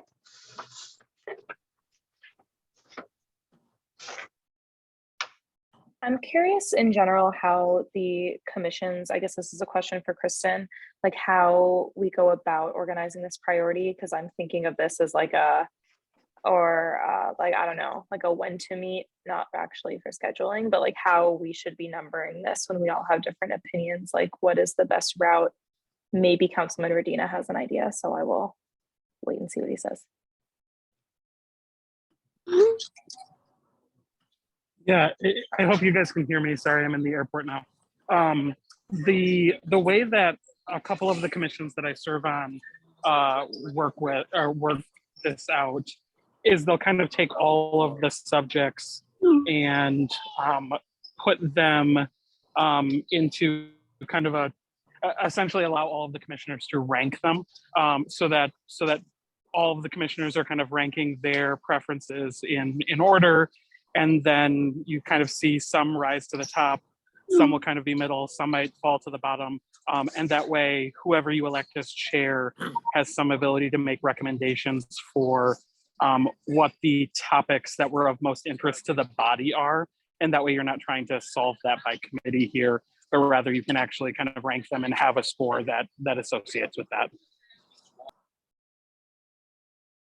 Okay, great. That's what I was looking for, like a ranking method. I think that sounds good. I mean, for me, I think it seems like someone just said this, we know that we have priorities of ELL, right to renew, and like getting started on town hall stuff right now. So unless there's stuff, other stuff that's like equally prioritizing for this instant, I like the idea of ranking it to be able to give that to a chair or someone.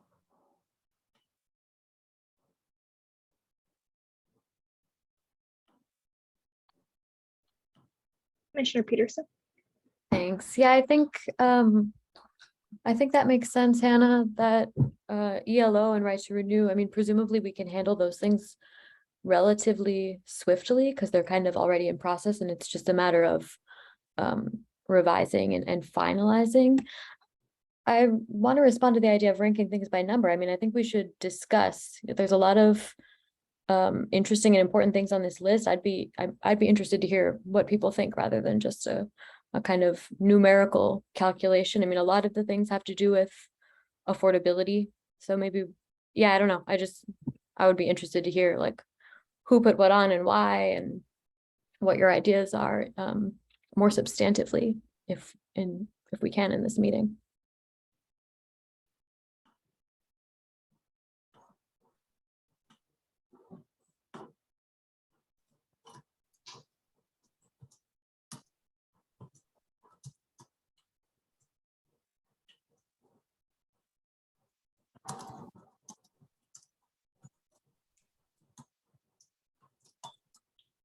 Councilmember Redina.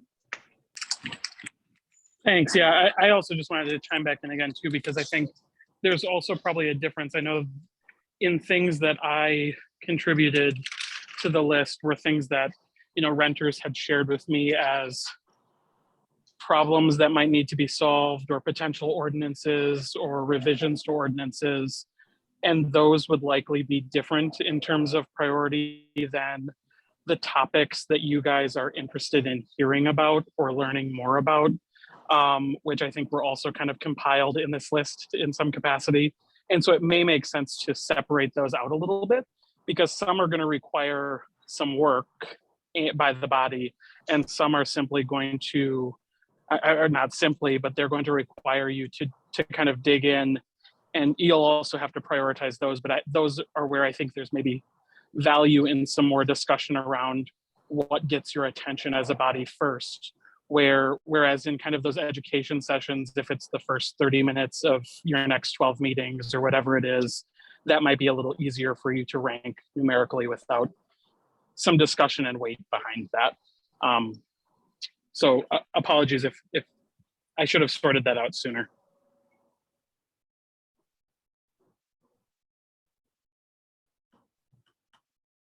Thank you.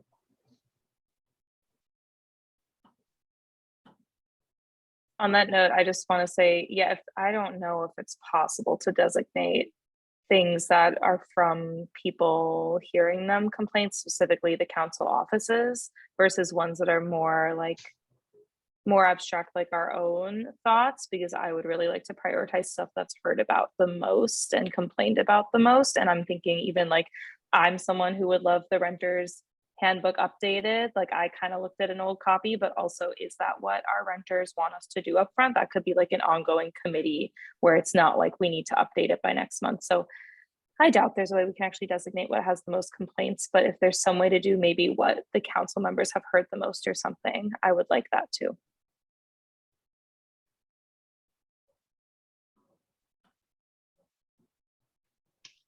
It's sounding like you want, the commission would like to kind of separate between some actionable items and then some more maybe longer term educational pieces. So I think that is a good idea for prioritizing for you guys. It also sounds like if there is information people have now about maybe some like higher in the community priorities, that would be helpful information to have too, for getting this started. Commissioner or Councilmember Redina. Yeah, thanks again. Sorry, you guys are going to regret that I'm somewhere where I can participate now.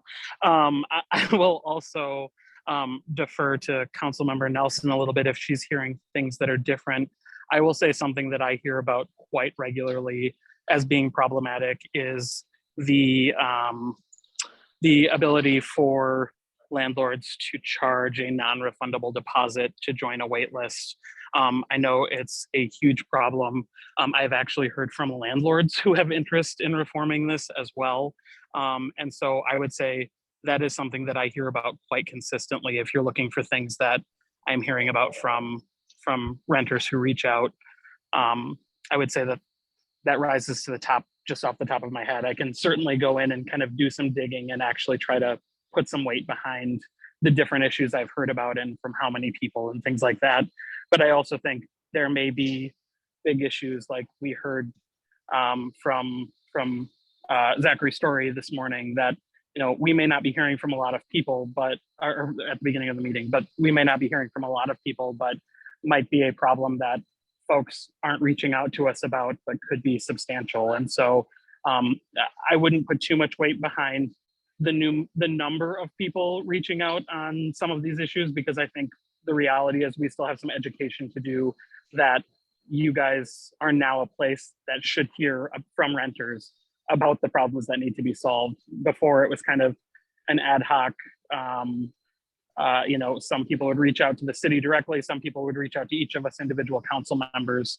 And I don't know that anyone's compiling that. And I think it's really important for us to also do some community education to let people know that if there are problems that are out there and that exist, that we need to hear about them as a body going forward.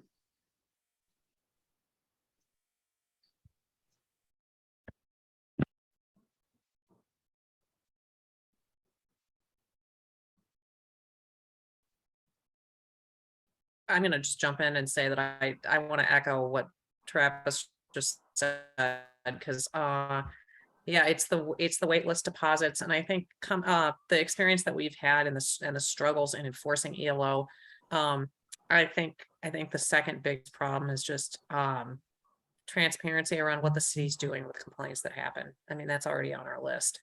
For me, the two things would be like the waitlist deposits and getting a handle on what kind of communication tenants actually get when they're filing complaints with the city. I think the ELO, it was frustrating. I will say I had meetings with city staff who were frustrated that complaints were getting forwarded to our legal department, and it was pretty clear that there wasn't grounds to actually go after any of these as technical violations, because they weren't. And I don't know that tenants were getting. There was clear communication to tenants about what was happening, basically.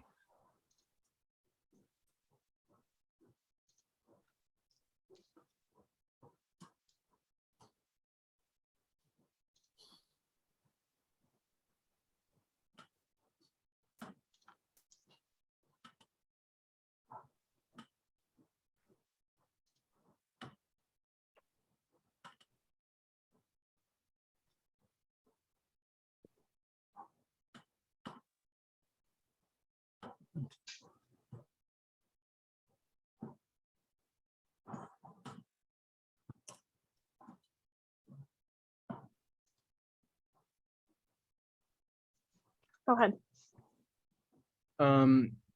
So it sounds like we have a couple really important items that most people agree that we should be addressing as priorities. I'm glad that we heard, you know, some thoughts on those. But in order to create a longer term plan here, do we want to do a form that's sent out to the commissioners where we can rank them? And then we can kind of finalize that list? Or how else should we go forward? Because I would like to move on here. Would this Commissioner Welch? Oh, sorry, go ahead. would this list include breaking them down into the separate categories we spoke of earlier? Will this be a list separate of having each of them in their respective categories? Are you guys hearing me? Please tell me. Yeah. Which categories are you referring to? I forgive me if I'm wrong, but weren't we on there? We were talking about arranging all of these items into whatever category they fit. They all seem like disparate right now, and kind of lumping them into things that fit on my off topic. Okay. Yeah.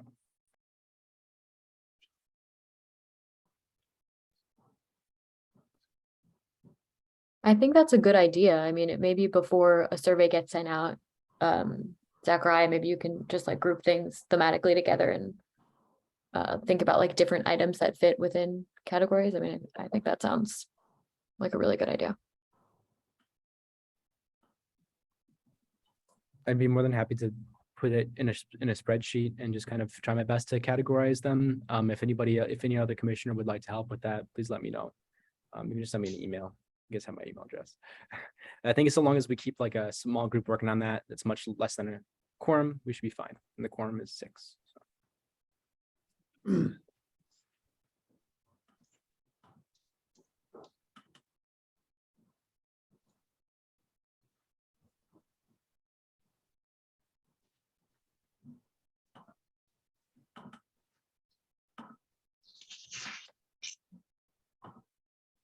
So I guess I can work on that. I'll try to have it done in a week.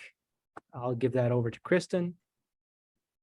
Maybe Kristen, would you be able to create maybe like a simple Google form, ranked choice voting? Would that be all right? Yes. Or it doesn't matter what. I'm happy to work with you on that as well. Great. Wonderful. Thank you, Gail.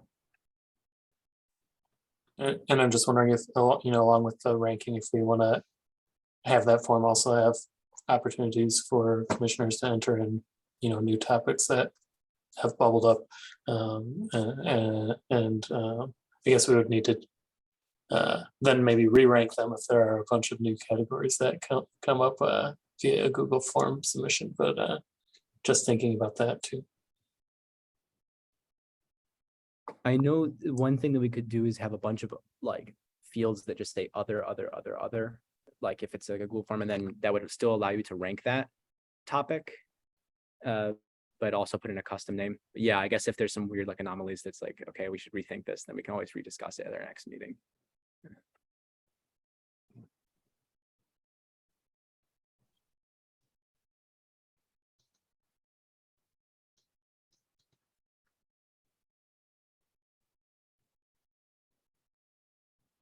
Okay. Sounds like that is reasonable. If there is any other discussion on this item, we can that, or we can move on. Okay.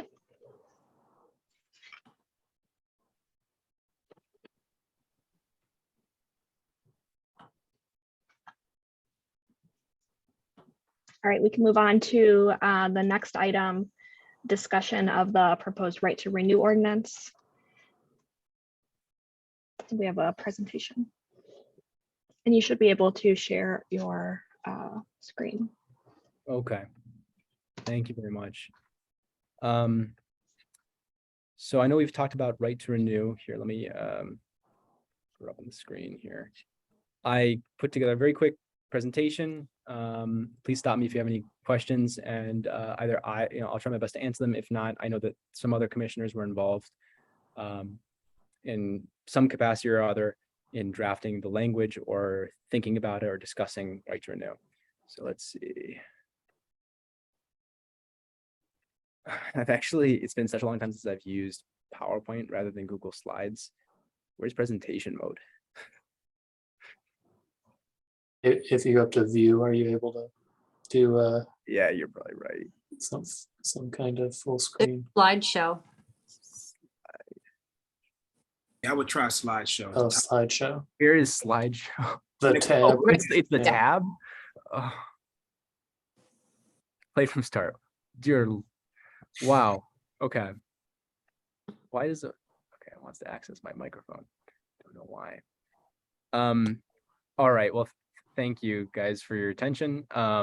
So I'd just like to present a little bit about right to renew, what it is. And, obviously we're going to be discussing that tonight.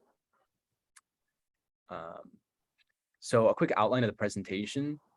First of all, I'll talk about what the problem is. Why was this something that people in the community felt needed to be discussed? I will talk about who drafted the language and who's in support of the language. Third one is what is actually in the language. I'll walk you step by step through the different parts of the text. And then the last thing, which is where has this been tried before? Is there a precedent? So the problems that led to the drafting of right to renew were that, as was mentioned before, there's a very serious lack of stability for tenants. They often don't know where they're going to live in only a few months. And that's in large part because landlords are not obligated to make them an offer to stay in their current home. So people get evicted because of that, that they have to move, they have to find a different place to live. And that's not always easy in Ann Arbor to move, to pick up everything and move. And there's often many fees that go along with that, like renting a U-Haul, like we heard earlier. So now early leasing ordinance only prohibited landlords from signing leases with others before a certain date. That was about 7 months into the lease, if it's a year-long lease. So, but the early leasing ordinance, just to make sure that's very clear, does not require the landlord to make an offer to the current tenant. They can wait 7 months and then sign with somebody else. But it provides a little bit of time for tenants to understand the realities of their current unit, their current rental unit, if they do receive that offer, which is not obligatory. And obviously, early leasing ordinance has some pretty serious loopholes, like all these waiting lists. And sometimes people are, the current tenant is asked to get on the waiting list before that 7-month mark. But landlords are arguing that that's not a violation of the early leasing ordinance because no contract has been signed. So there's an unofficial sort of like waiting list, sometimes with refundable deposits, sometimes not.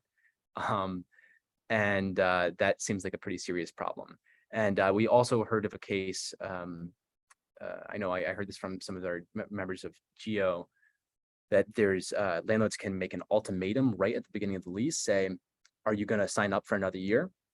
Like, so this is right when you're moving into your apartment, the landlord can say, do you want to sign up for the next year? And if you say, I'm not sure, or no, the landlord just simply won't make that offer to you. So that's also pretty manipulative and exploitative, in my opinion, and that's making people pretty upset.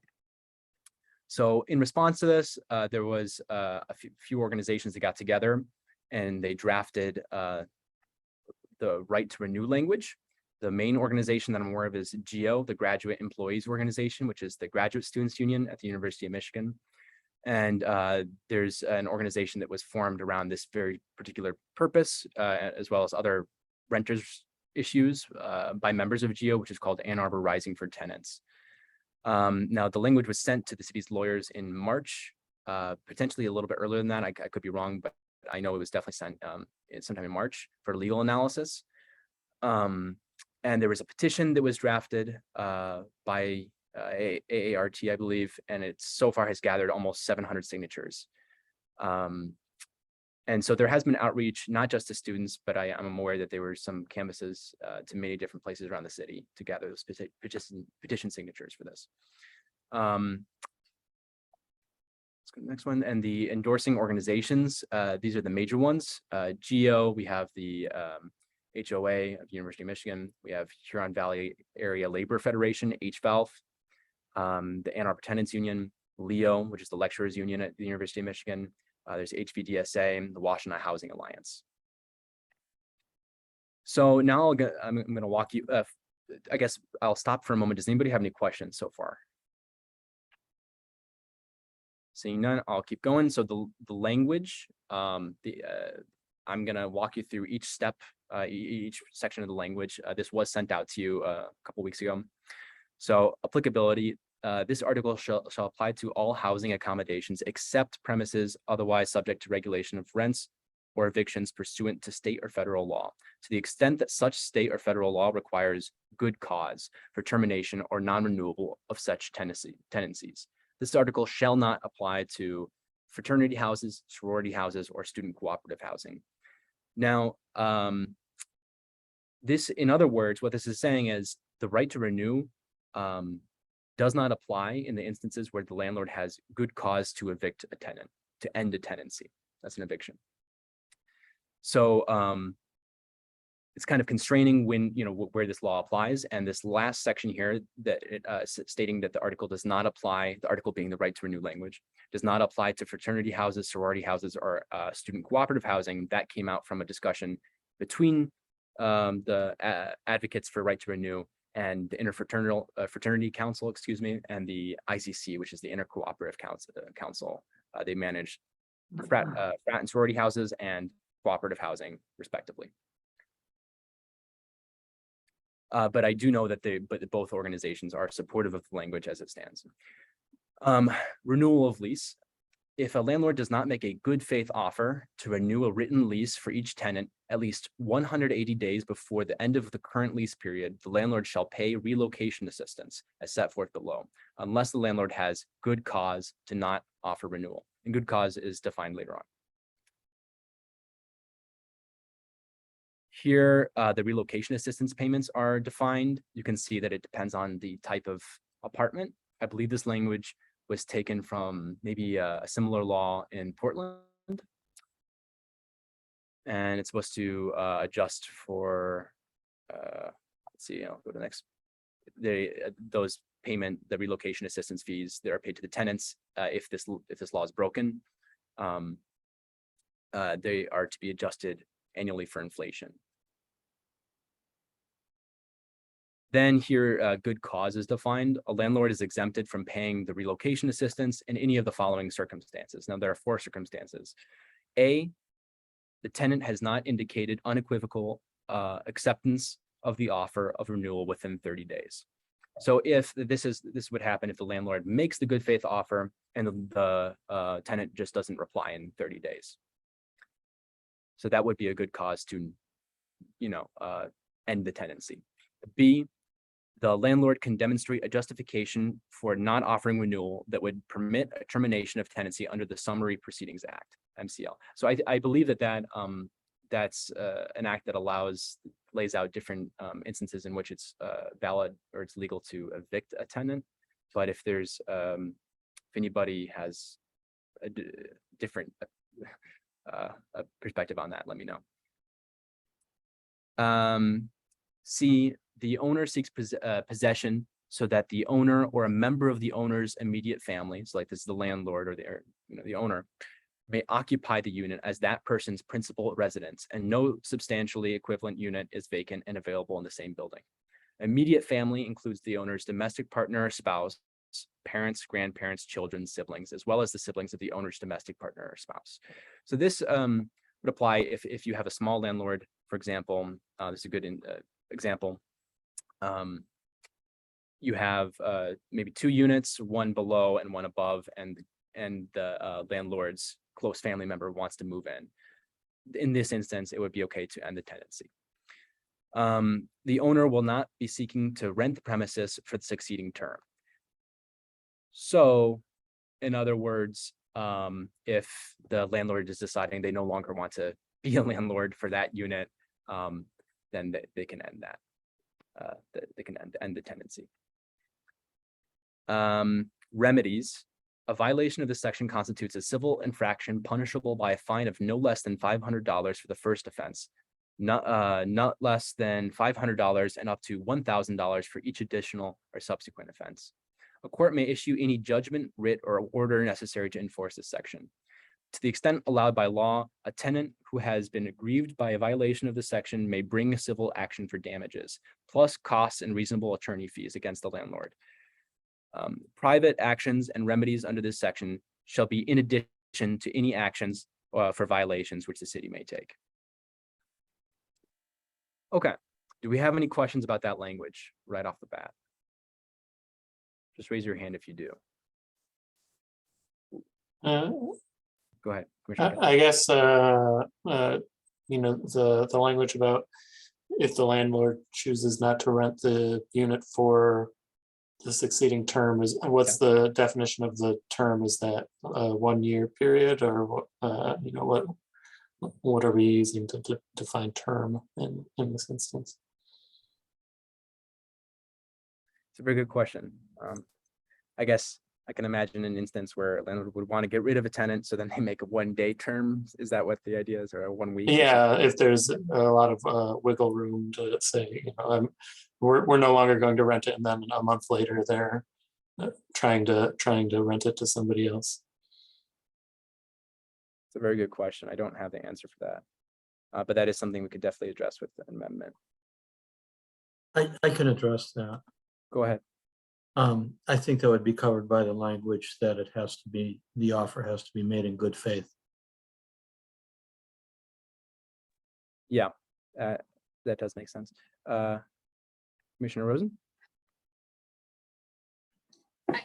I'm not sure how to address it, but I do have some suggestions, I guess. I think that there might be more clarity if, rather than saying that, and I can't remember what exactly the language was, but something about the eviction statutes that you can, if you have good cause pursuant to the eviction statute. Right, yeah, right there. I think it might be more helpful to enumerate what constitutes good cause specifically. Whether it's non-payment of rent, damage to the property, a health violation. I think that would make it a lot more, I guess, clear to folks what constitutes good cause.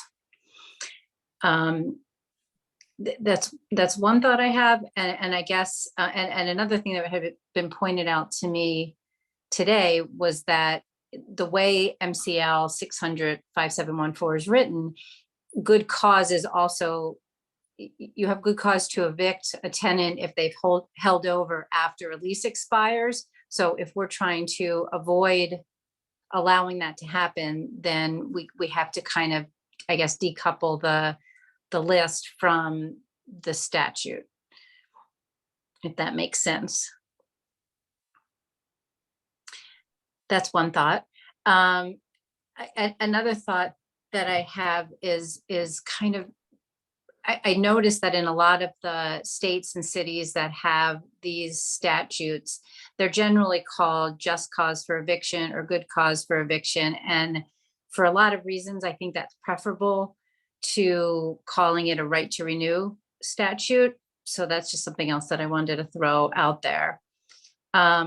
And then the third thing that I think a third thing that I think we need to address is the issue of how to deal with rent increases. I know that in New Jersey, for example, you can't propose a rent increase that's unconscionable. I don't know that would hold up here. I think something suggesting that a landlord has the right to increase the rent, but they can't use that as a pretext. So, they can't say, okay, well, I have none of the other justifications to evict a tenant, but I just don't want this person, so I'm going to double the rent. But then after that person moves, they then reduce the rent, back down. I guess, more has to be thought about exactly how that would work. But I think if it was determined that the increase in the rent was just pretextual, then that would be considered a violation. So those are just some of the things that for in the what it's worth category of that I was thinking about. Very good comments. Thank you very much. And Commissioner Welch. Yeah, I just had one comment. I'm wondering if the change in language in section D, so I'm assuming that section D, the owner will not be seeking to rent the premises for a succeeding term. It's inferred or implied that that's the preceding term of the prior commitment for rent. So I'm thinking a 1-year contract. Would it be simply possible to change that language to something like the owner would not be seeking to rent the premises for a succeeding term equal to or greater than whatever the preceding term of contract was? So it was a year agreement, then the owner can't do it for him, has to be seeking to not rent that property out for at least a year. Does that make any sense? That does make sense. Much coffee. I'm not sure if I'm speaking too fast. No. I like that. I love the energy you're bringing to the commission meeting tonight. No, I think that it's I really like that idea. The only issue is that some people rent month to month, right? So would that mean that in that case, the landlord would only have to wait 1 month? Right. Good point. But in most instances, I think that would actually solve the problem, because I think most people do a year long. Well, perhaps our language just simply states that it has to be a year term. We decided it has to be a 6 or a 1 year term, that whether or not they rent month to month or year to year, that each landlord would just have to stick with whatever term the commitment decides. Right. I see what you're saying. Mm-hmm. Yeah, that's definitely a possibility. Any other thoughts so far on the language? I think there's some really good comments. I really do appreciate all the comments. Commissioner Smith, go ahead. Hi, thank you for this presentation. It was really helpful seeing it beforehand too. I just wanted to go off the same thing. This might be a legal question, I guess, about rent increases and knowing that like we don't want to get that too intertwined with this because that is I'm assuming its own law in Michigan. I don't know what it is, but I don't know if there's something in here that is there a way to be like not doing anything about how much they can increase or something, but being like, and part of this is you cannot offer it for a different price than you would offer a different tenant. I also don't know how you would really see if they violated that, but I don't know how to connect it to rent any other way. So that's just a thought. I see what you're saying.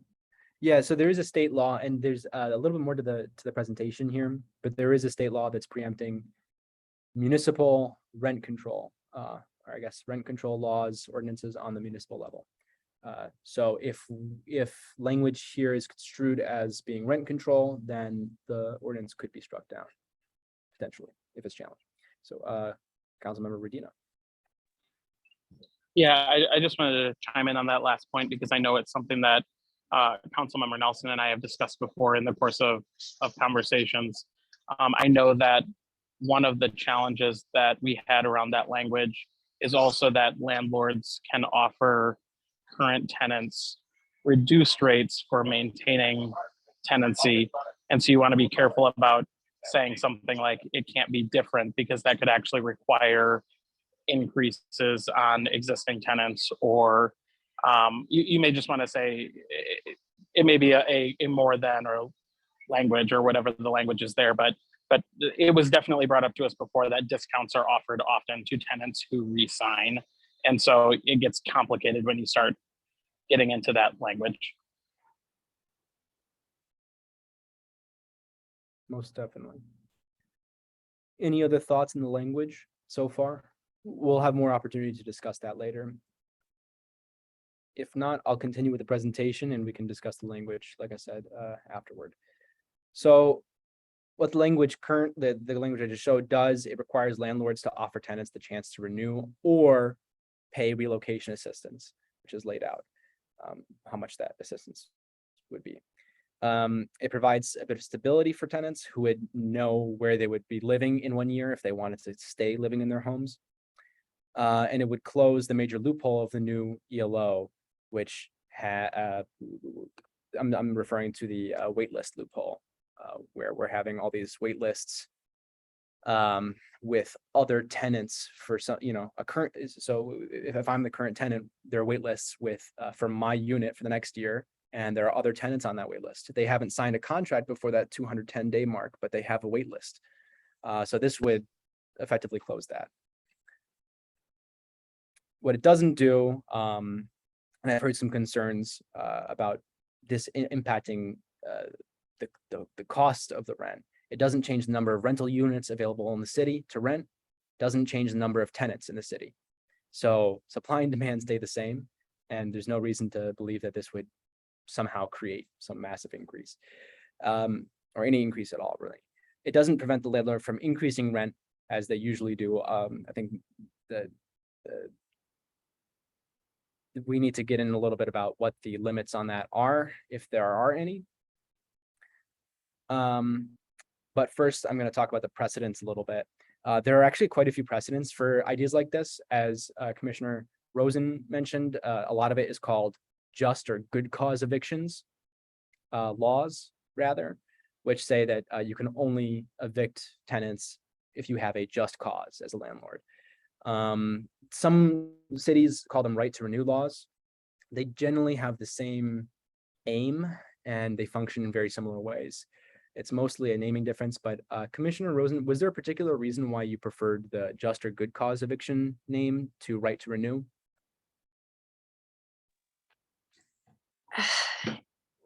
I think it more accurately reflects what we're trying to get at, is that basically where you can continue to rent unless you violate one of these good cause laws. So I think it's an accuracy.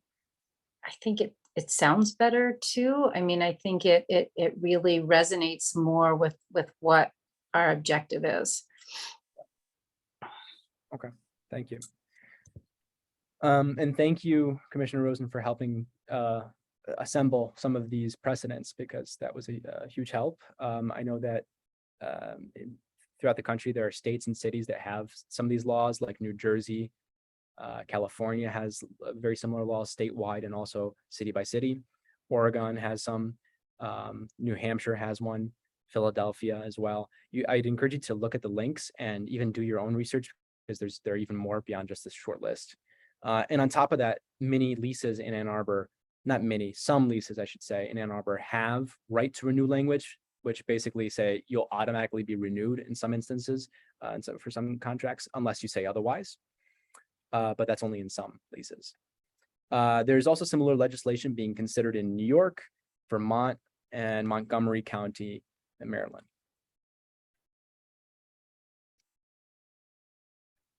Oh, there it is. Yeah. Oh, sorry. I have like a big thing of all of you guys that's floating around my screen. I'm trying to manage that, but while also reading the presentation. So one of the major concerns I've heard is this question, which is, does this law violate the statewide ban on rent control? So there was a case in Albany quite recently, actually.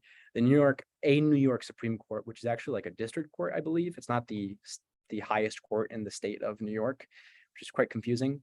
But basically, a court ruled that Albany's just cause eviction language, which is very similar to the language that I just presented, does not constitute rent control, which was quite interesting. So I would encourage you guys to look at local law F in Albany, which is currently caught up in the courts. They found some conflicts with that law and other state laws, but the judge specifically said that that law did not constitute rent control.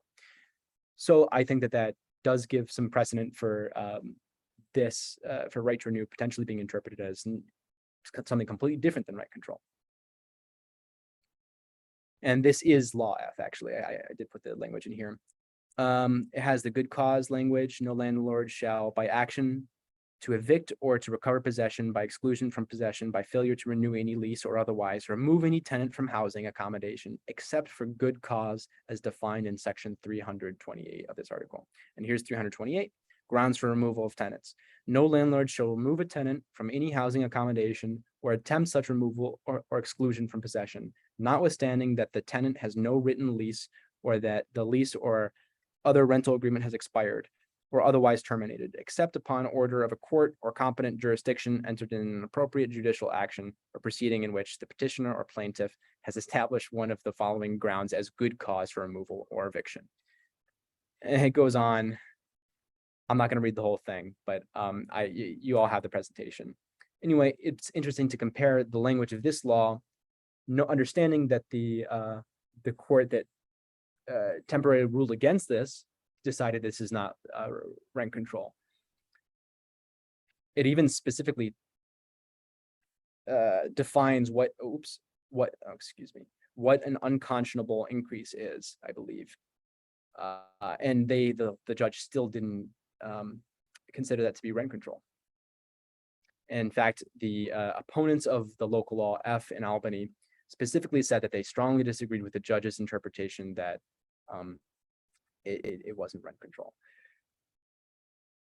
So other concerns are that the language doesn't clearly state who the recipient of the relocation assistance is. It's strongly implied that would be the tenants, but is that one of the tenants? Is that all of the tenants? It's like a little unclear.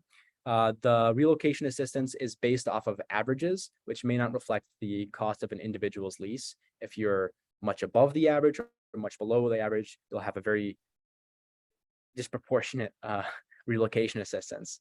And also inflation rates. This is probably the biggest problem with the relocation assistance, in my opinion, which is that the inflation rates for rental housing is significantly different than the overall inflation rate.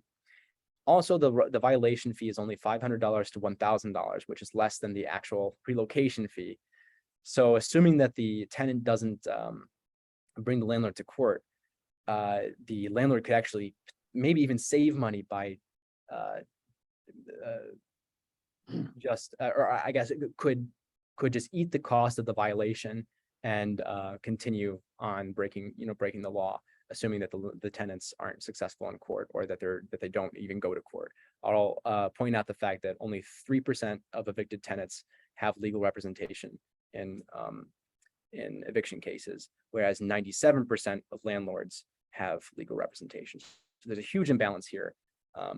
So I thought that was a bit problematic, and so these concerns were brought up by actually some other people as well. So thank you very much for your intention. I hope that the presentation was helpful in understanding what we're discussing here today. And I have also written out a resolution, which I think is maybe our next agenda item, and we'll discuss that soon, which outlines some potential changes to the language that was that gathered the almost 700 petition signatures. Thank you.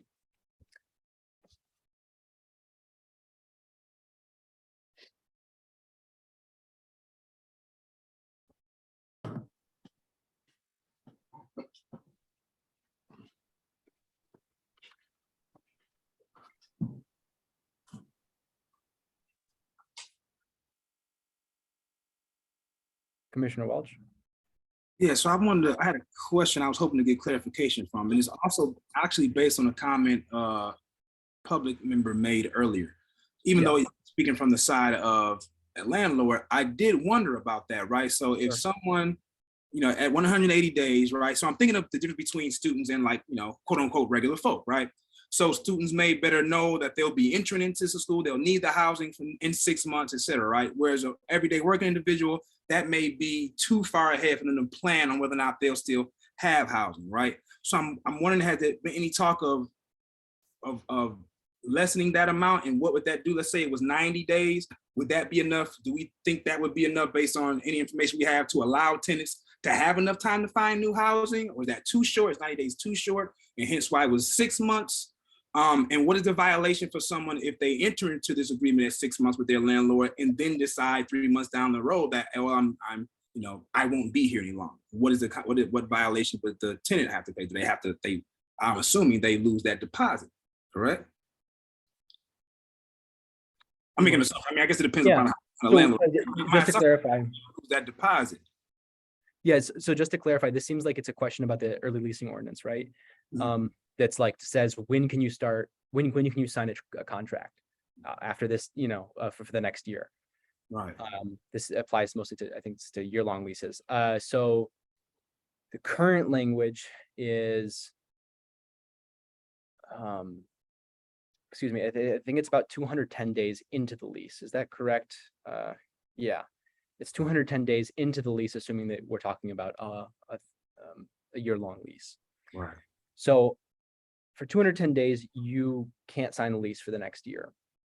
Before the ELO was passed, it was 70 days. So you only had 70 days of kind of understanding what this rental unit is and, whether or not you want to sign a contract before you could potentially be pressured by your landlord. Some cities like Chicago have much longer periods of protection where no contracts can be signed for the next year. There are a lot of other, it varies from city to city and state to state. I think that's a decent question to ask, where that time point should be. I think that the new ELO kind of deadline was decided through a series of conversations and understanding that that was a time point that worked for a lot of renters, both student and not, because for students, it ended up not being right during finals or after finals. So a somewhat convenient time. And for other renters, it gave them more time to understand whether or not they wanted to decide to re-up their lease for the next year. Got it. Thank you. Yeah.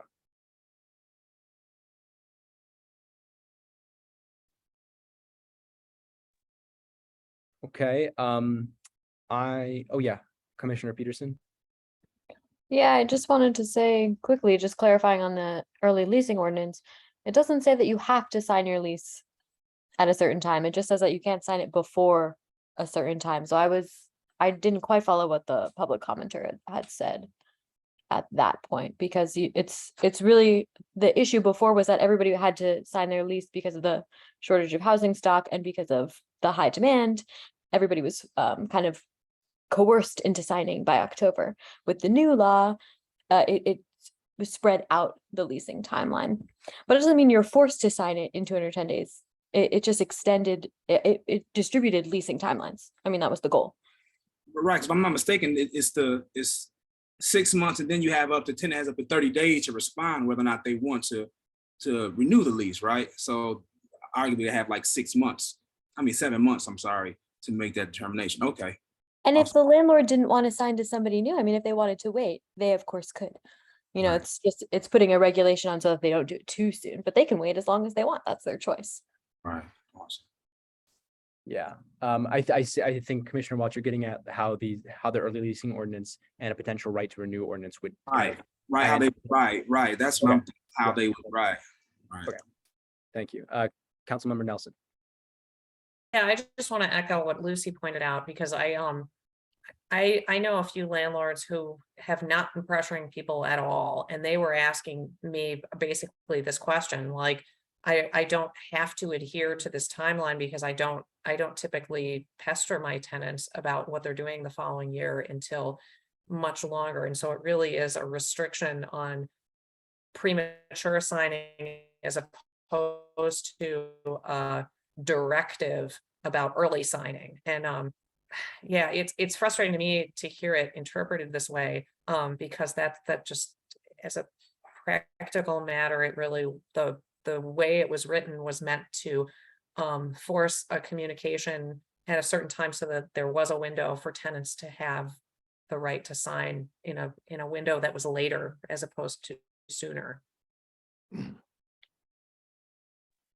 Yeah, I agree with that, Councilmember Nelson. Thanks for bringing that up. Now, there was a potential resolution that I wanted to present to the commission here. With your permission, I can share my screen.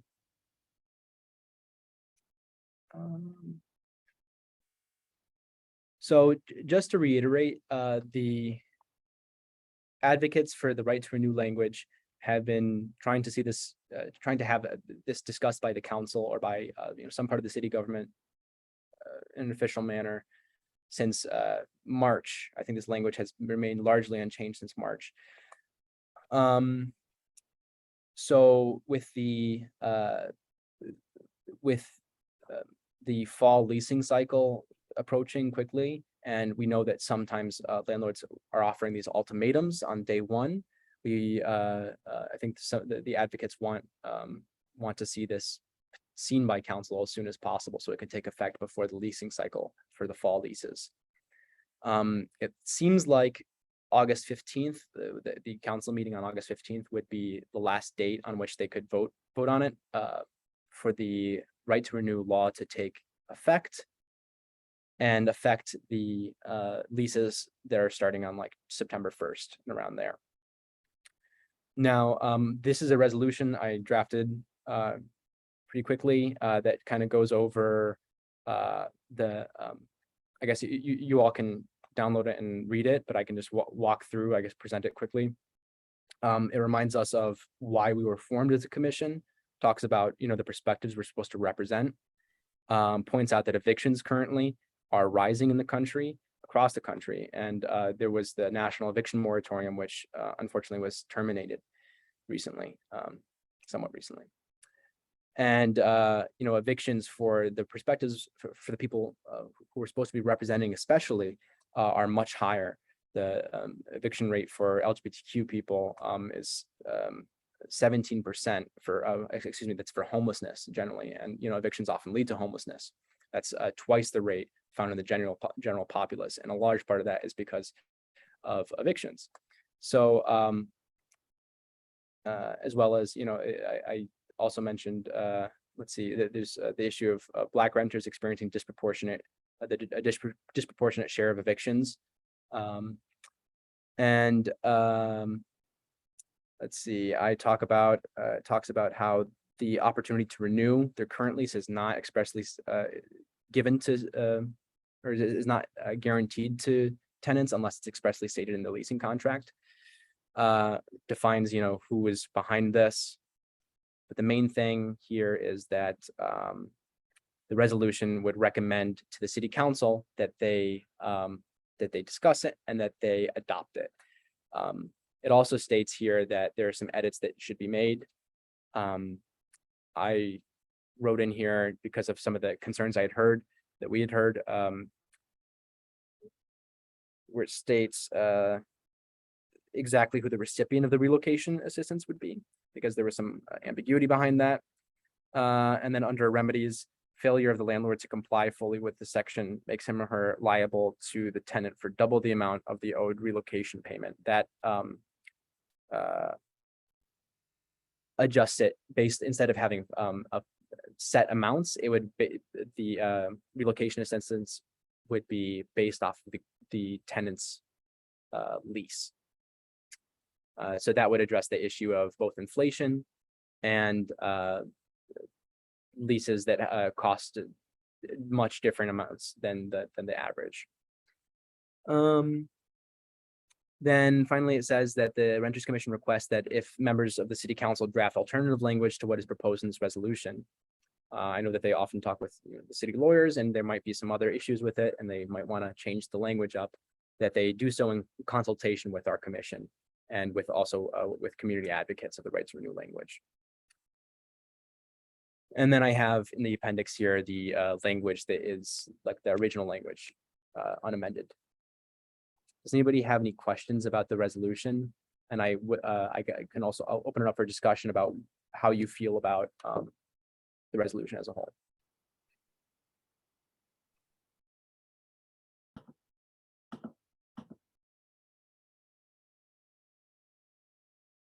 Commissioner Smith? I think it's great. I think a lot of great people have been working on this for a long time this year and probably before. And so I think it's great. And I would love to see it go to the city before the next leasing cycle, even if there are like maybe language things that could be fixed. I'm sure the council will bring that up and it'll come back to us and the advocates too. So I like it. Thank you, Commissioner Walsh. So I just wanted to be sure. So we're talking the enforcement of this would largely be up to the tenants. They would have to bring it before, they would have to apply the pressure to get the process started for the violation of this. Like there'll be no like, within the city government that will, actively make sure that these things are happening first, right? It'll be up to the tenant to initiate. I'll defer to Commissioner Peterson on that one, if you have an understanding of that. If not, I can defer to Commissioner Rumel, who will help draft language.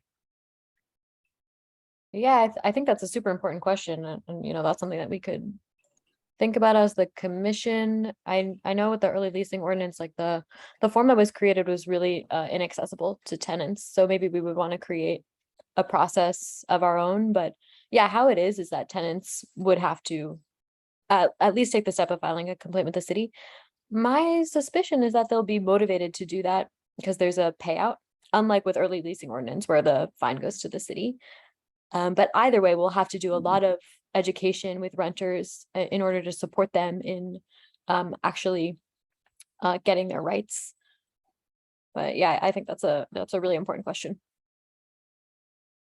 Yeah, and I just want to, before we go on to Commissioner Redmond, I just wanted to say, I think I made a quick, like a little mistake here. When I was explaining this point here, which is recommending to the city council that they change the language under remedies.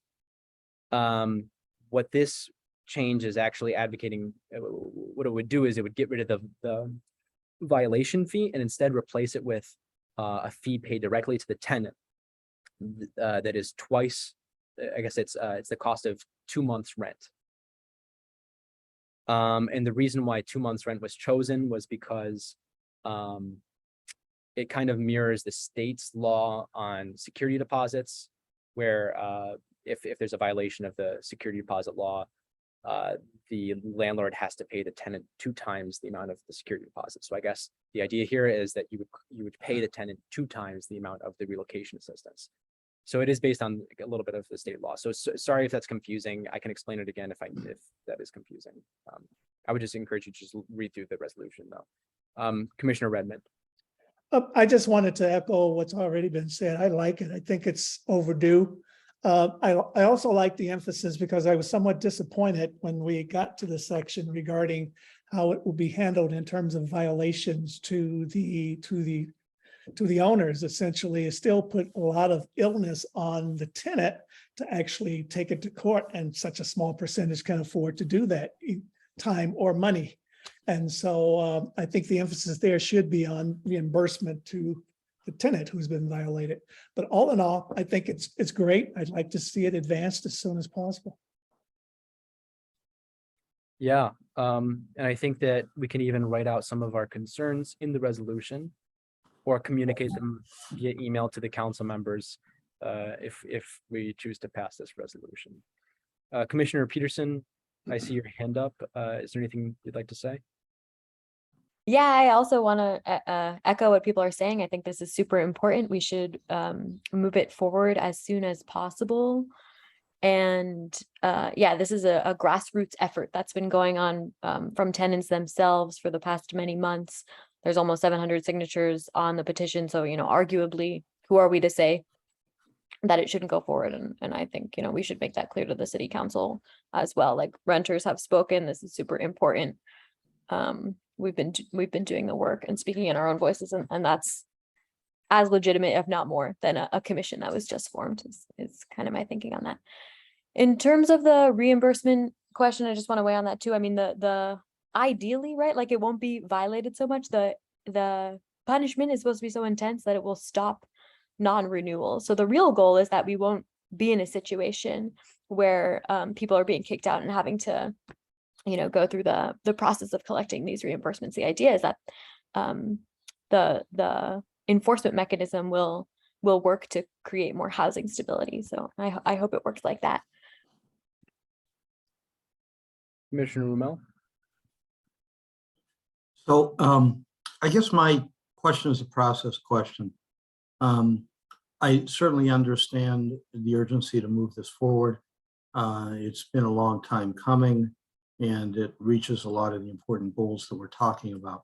From a process question, though, I've heard a lot of people have questions or concerns about the language, about, you know, from some of our council members, from some of our commissioners, and from our city attorney.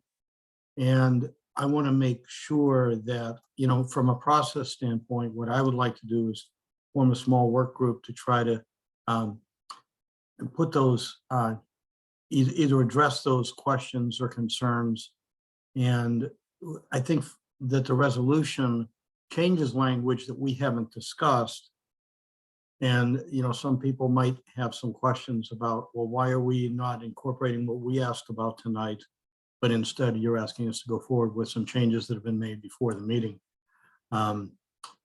Having said that, you know, I don't want to slow things down, but on the other hand, you know, from a legal standpoint, we got to be really careful that we don't do things like violate the Summary Proceedings Act, that we don't violate landlord's right to contract, that we anticipate every possible legal objection, because rushing this forward and meeting a legal objection that is, whoa, we didn't think of that, is going to slow this down much more than proceeding deliberately and carefully.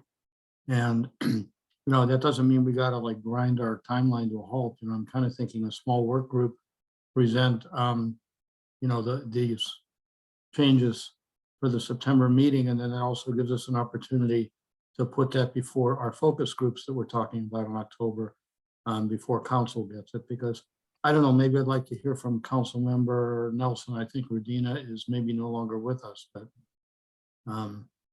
you know, I mean, this is whatever council wants, really, but, you know, that's just my thought. Yeah, council member, thank you for that comment, Commissioner Rumel. Council member Nelson. Well, I mean, I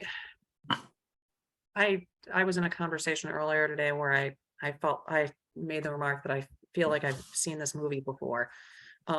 I share the frustration of others that this, I appreciated the PowerPoint pointing out that this has been under discussion since March. And we had a similar timeline with early leasing ordinance, where it seemed to take forever. And I remember at least once we had it on an agenda and a legal memo was sent to council like 3 hours before the meeting like, surprise, we don't like any of what you're putting on the agenda. I that's a little bit of a tangent, but I hear the concerns that Mr. Rommel is pointing out, but so what I guess I would be interested in hashing out a little bit what specific reservations that we have. In talking about some of the proposed changes, I had questions around how we would like the distinction between the civil infraction fine and the payment of relocation costs. I guess I was curious, as a practical matter, who is facilitating that? Is the city collecting the relocation payments and giving it to the tenant, or who is supervising to make sure that the payments actually get to the tenant? I guess I'm confused about how much additional discussion and analysis needs to happen. I don't know how terribly interested I am in focus groups, or I mean that I am more sympathetic to the idea of identifying weaknesses legally. Those are what I'm interested in identifying, and I guess this has been under discussion since March. I'm interested in a real specific discussion of that. Thank you, Councilmember Nelson. Commissioner Welch. Okay, I want to thank everyone for being here. Now, unfortunately, I have a prior commitment. I've kind of been going back and forth from Zoom meetings since 8 o'clock. And so I have to unfortunately say goodbye. And I'm looking forward to email exchanges, talking more with you and being more involved. And I thank you so much for that presentation. It was very awesome. Thank you guys so much. Thank you, Commissioner Welch. Have a nice night. Commissioner Peterson. Yeah, I wanted to echo what Councilmember Nelson said. I think focusing on the legal weaknesses is the next step here. I don't think that's the next step for this body. I think, we've kind of spoken, or those who did speak said that we agree with the spirit of it. That's probably as much as we can do. And now maybe the city's legal staff can look at it in conjunction with the Renters Commission lawyer, Nick Rommel, and maybe also Gail Rosen.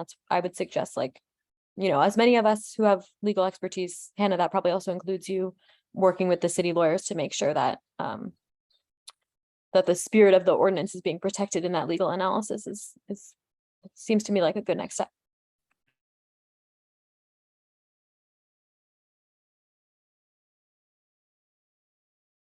Okay, I suppose that leaves the question of what we do with this resolution. Now, the resolution does state that if city council, if members of city council draft alternative language, that they do so in consultation with the commission. It's kind of similar to what Commissioner Peterson was saying, potentially a meeting with council members, legal staff, to iron out these final details. I suppose, Councilmember Nelson. I guess I would propose that that last resolved clause just be edited to say that the members of the renters league, lawyer representatives from the Renters Commission consult with city attorneys to draft a resolution that meets to the best approximation of everything else in this resolution. I mean, that's kind of what we're saying, right?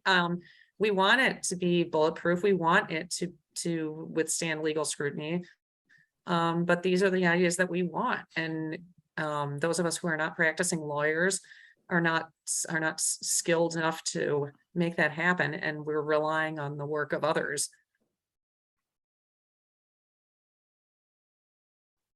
So just to clarify, that this last resolve clause would be amended to say that our commission is requesting a meeting between the lawyers, our two lawyer members of our commission, and all which city council members, if you know all of them, or the legal Well, staff of the council. The piece of what Mr. Romero said that I didn't quite follow is I'm not in the loop with skepticism from other council members. That piece of it I'm not aware of, and I guess I would argue that having our legal staff on board is typically enough to bring council members on board. Do you disagree, Nick? No, Is if you heard me say I've sensed skepticism from council members, I didn't say that. Oh, okay. I've I've had, you know, I've had a few discussions with Mr. Reiser, you know, and they're just focused on the legalities of it. I mean, they're perfectly appropriate conversations about, hey, what do you think of this, you know, et cetera. And I've taken those in very good faith. I think Mr. Reiser's worked very hard on this. You know, look, I get moving this forward, and really, no matter what we do, it's going to be challenged. You know, you know, I think a lot of people want to say, let's take a strike for tenants. Tenants are asking for help. Let's move forward. You know, and just the process part of me, the lawyer part of me just says, I really want to take one more tweak at it. But, you know, that's going to happen anyway, right? Council's going to look at it. City attorney is going to look at it. You know, we're not going to write something that's going to be passed by council word for word. That's just not going to happen. So it's, why not move forward, I guess, and, you know, we'll have those discussions off meeting. Thank you, Commissioner Rommel.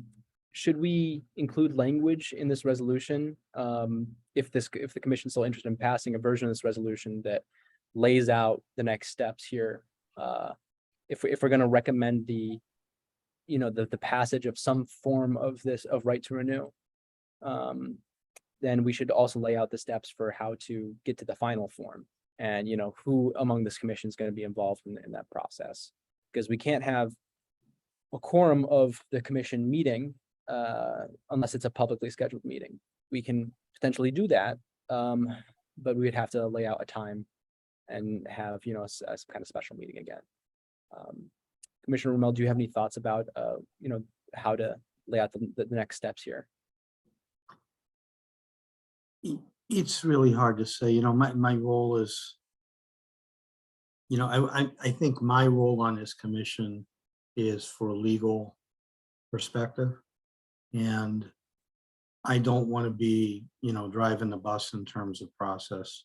I expressed, you know, my reservations, but I also, you know, understand that this is something that people are saying it's time to move, and I don't want to be, you know, I hopefully I can have some discussions with people about some of the language concerns. I want to make sure there's no loopholes. Council member Nelson mentioned one before, that there might be a loophole in here that a landlord, for example, can just thumb their nose at it, not offer renewal, eat a $500 fine, dare the tenant to sue them in court, and get away with it. And that's not good faith, but that doesn't necessarily have enough teeth in it. No, you know, I think Chairperson Ferry, you tried to address that and increase the penalty, and that's great. But discussion for me raises those issues, those what ifs and those ahas. And, you know, it's why, to me, that's the value of having a renters commission like this, so that we can all give our input and say those what ifs and those ahas and put this together. And it is frustrating because this is the first time we've had this kind of discussion since March, you know, where we could all get together and talk about the ordinance. And it, you know, for one reason or another, it took 5 months, but it's, but you know, I hope you get my thoughts, and you hope you're getting the spirit of what I'm saying in its intent, that I just want this to be a really well done ordinance that that not only is passed by council, but, you know, but ends up becoming a boon to the people it's intended to help. Thank you, Commissioner Rommel. I think part of what I found difficult about the situation is I know that the council has access to legal advice that the commission doesn't have access to, and if that legal advice might guide potential amendments to the right to renew language, I don't really know how we go forward in playing a role in that, or if we want to play a role in the amendments, or do we just say this is a good idea, council, figure out the loopholes according to what your lawyers say. That's a potential approach.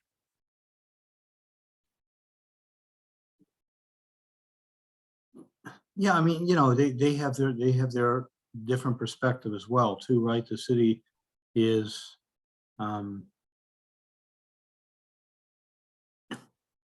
and I'm not sure how to put that, okay. But it's I hear what you're saying, Chairperson Farah. It's I get where you're coming from. I support where you're coming from.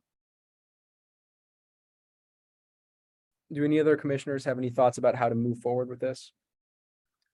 If we want to take more time and see this at another meeting, or if we would like to just sign off on the general, thrust of the right to renew and pass it off onto council and say, that we suspect that there may be some legal issues, and we encourage you to look into this, and this. Yeah, I think I would support the latter, that, we want to advance this to the council and have them take a look at it with some of these language issues that we've raised. But I think, the language you've included here about wanting to keep the Renters Commission in consultation with suggested changes that the legal team or the city council may come up with, we'd like to stay engaged in that process to make sure that the spirit remains. Very well. Thank you, Commissioner Kelly. I guess it would be helpful to make a list of the potential issues we see with this language. Now, a couple of them are up here right now. We could more broadly make recommendations saying that, finding new language to address, I guess we could add another resolve clause even. I guess this will be, see that if we add another I guess what I'm thinking here is if we add another resolve clause saying that the Renters Commission finds that there are potential issues of legality on the following points, and then we could just list off the potential problems we see with it, and then at the end say the Renters Commission believes it should be, should be adopted, but that those points need to be addressed, and if there are any amendments made to the language that's presented in this resolution by council, then we would request that we be involved in the conversation. Councilmember Rosen. Well, and maybe this has been said, and if it has, I apologize, but I know how hard everybody has worked on this, and so I think it's a great thing, and I do want to see it move forward. I'm a little bit like Nick in terms of wanting a little bit more process, and so I'm concerned that if we all start throwing things out, we're not going to kind of reach a resolution. I wonder if there is a way.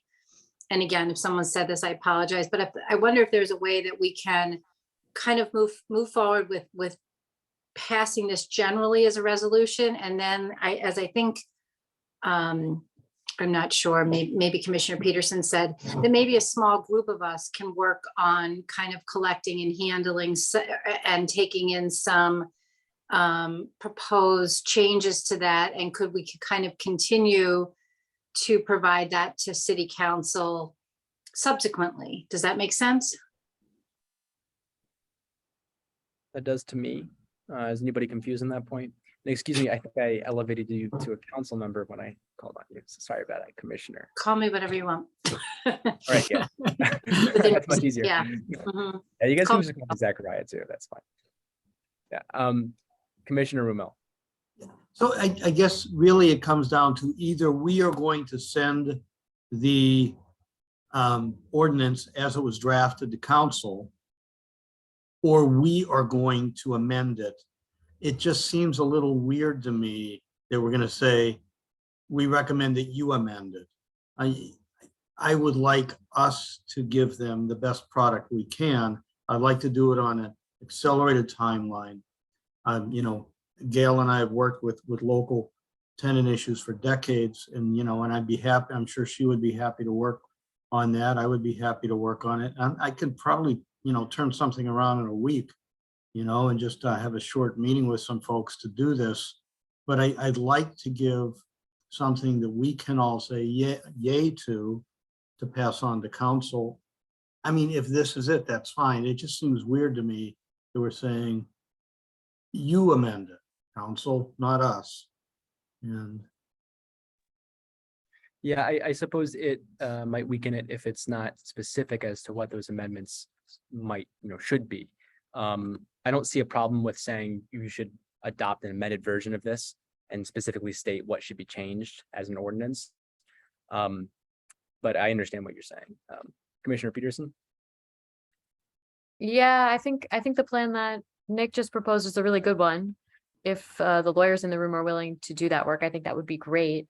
I think the idea of the amendment has, just to give some background on that, at least from my perspective, has come from working with the city council and being told that we've taken it as far as we can, and the city attorney's interpretation of things is really like what we need in order to move forward. And we haven't heard the city attorney's interpretation. So I think, you know, part of this is just saying like, okay, like, you know, we've done it. We really want to hear what you think. So maybe this group could meet again sooner rather than later, after whoever wants to has revised the language, and maybe also Attorney Reiser and his team could come and talk to us as well, and we can get more interpretations on the table. Yeah, and I apologize that we're going into our, you know, this is 3 hours now of the commission meeting. Hopefully we'll be able to be a little more efficient in the next meetings. But I personally feel that it would be a good idea to meet within the next 2 weeks. We could have some communication about changes here, you know, table this resolution, and hopefully address all the points that have been, all the concerns that have been raised, and also invite the city attorney, John Reiser, to speak. I know there are limits to what he's able to say, given that there is a strategy here for defending the legality of this law if it gets challenged. And we need to keep that into consideration, but I think I'll talk probably more with Councilmember Regina about what those limits might be. So I guess it sounds like we might want to have another special meeting. Does anybody feel strongly against that? Councilmember Peterson. I don't feel strongly against it. I just want to recommend that it be the only topic of that meeting. I mean, one of the reasons why this meeting went on for so long was because it wasn't a special meeting about right to renew. It's just a regular meeting. So if we could just like limit the topics to the one, I think that would be great. Sounds good. I think that's a great idea. Thank you. Commissioner Smith? I'm not against it. I agree with what the two just said, but I just want to clarify. Can this be something where we get like different language proposed at the meeting? Just because I know like Commissioner Rummel, like people were saying that they could come up with language to present, and I like that idea versus the attorneys like telling us everything right then and there. Like, what are we thinking? Like, will lawyers like look at it first, propose it first, or is it all going to happen in this meeting? From, if I may, from my point of view, there were some really good comments made. I can't remember exactly who made them, but some great questions.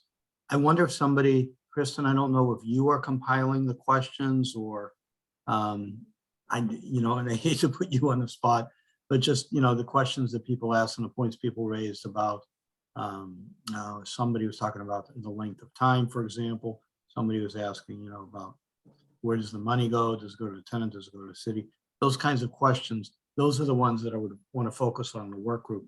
And I also want to say, if I don't get a chance to say it, I think the chairperson Farah has done a terrific job chairing this meeting and a terrific job with that PowerPoint presentation. It was really helpful. And I think it crystallized a lot of this really good discussion. So thanks for the great job you're doing. It's very kind of you. Thank you. Commissioner Rosen. Well, first of all, I agree with Nick, and I was going to say as well, you've done it. I know this wasn't your first choice to do this, so you've done a tremendous job, and I really appreciate that. As far as answering the question, I think Nick and I could meet this, I don't know what, this week, and have some proposals ahead of time rather than just addressing it at the next meeting. It would be really helpful if everybody, rather than asking Kristen to try to put things together, if maybe everybody could just email Kristen, and those can be forward, with the comments that they made and the concerns that they have, and those can be forwarded on. Is it just Nick and I, or is there Anybody, anybody else that wants to be involved too? I mean, we can. I've worked with the Geo folks on this. They've done some great research, and it's a Right, and I know collaborative effort, right? You guys have been working on it a really long time, so I guess email us too if you want to be involved in that conversation. Okay, yeah, I was just gonna say quickly, on the geo side of things, we have compiled like quite a few questions that I could send along to you all, just in your considerations. And there's some really Okay. smart people in the room who have raised interesting things about it. Does anybody else want to meet with me and Gail? I would, but not from a Okay. legal perspective. I'd like to listen on your analyses. We That's would fine. certainly have to be careful about how many people. we Yeah, we're have. gonna have to post if it's more than a quorum, right? Yeah, many- I'm sorry. Go ahead, Commissioner Roden. I'm sorry, how many people can we have I without? believe it's six. I'm sorry, six is one. Six is quorum, so we can't meet in a number of six or greater. But Gail doesn't count I toward don't a count. quorum, right? Yeah. Right? Right. That's Okay. correct. I can clarify and get back to you guys tomorrow, or to you all Okay. tomorrow, with exactly how many members can meet without noticing the meeting.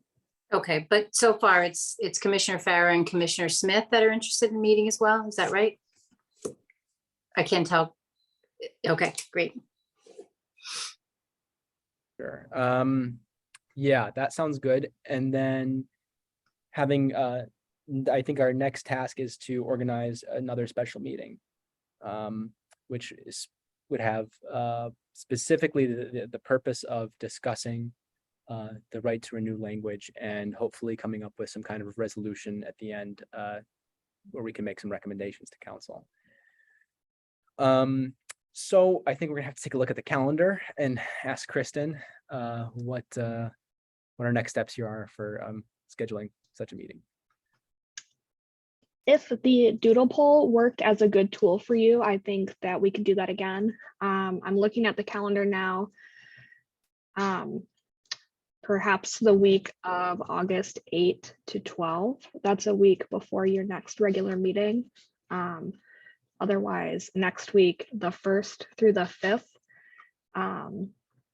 is an option, maybe at the end of the week, just with time to get things together. So I can send a doodle poll out if that sounds like a good time frame. Yeah, I think that sounds good, unless there are any objections to that. Great. Okay, we can continue. Thank you guys so much for staying on. I know it's pretty late and it's been a kind of a long meeting, but I really appreciate you guys holding on there. No problem. Just I have one point of confusion. Is the special meeting going to be the one we're setting, or are Gail and I going to separately do that with Commissioner Cohen-Smith and the chair? It was my understanding that they were going to be two separate meetings, one with just a smaller group to help prepare some Okay. solutions to the potential legal problems that we've identified in this language, and then our special meeting where we all meet as commission, and we'll hopefully be able to decide if those. Okay. are- So that first meeting, how are we going to go about scheduling that? Just do it by email, or the four of us? Okay. Yeah, that And sounds we'll good. hear back from Kristen on make sure it's kosher. Wonderful. Okay. Cool.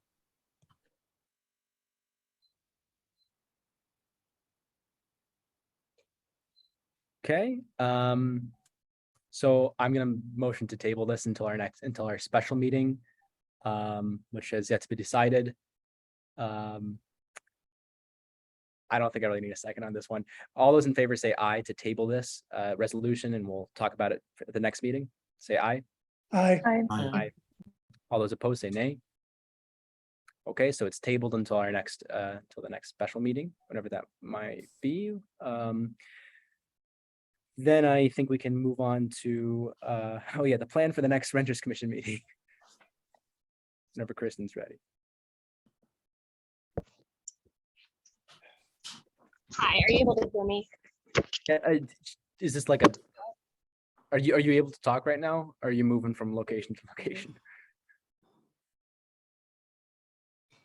Kristen? I think we lost her. Maybe there's been a power outage. I don't know. Okay, well, I guess technically the next Renters Commission meeting will be the special meeting, and then probably at the end of the special meeting we can decide what the concrete plans are for our August meeting. And for the agenda for our special meeting, just email Kristen with anything that you would like to have discussed, but we're going to keep it to the right to renew language and what the agenda will be for and the August meeting. Commissioner Mukherjee. I just noticed that someone had their hand up in the attendees list. And if Yes, I did see that. We're going to have a public comment session here just at the end. But actually, I'll pass it over to Kristen here. Are you there? Yes, if you're able, are you able to hear me? Sorry, I apologize. My headphones ran out of battery, and when I opened my laptop, crazy. All right, so you wanted to do a second public comment period to address any hands raised right now. Okay. Yes, please.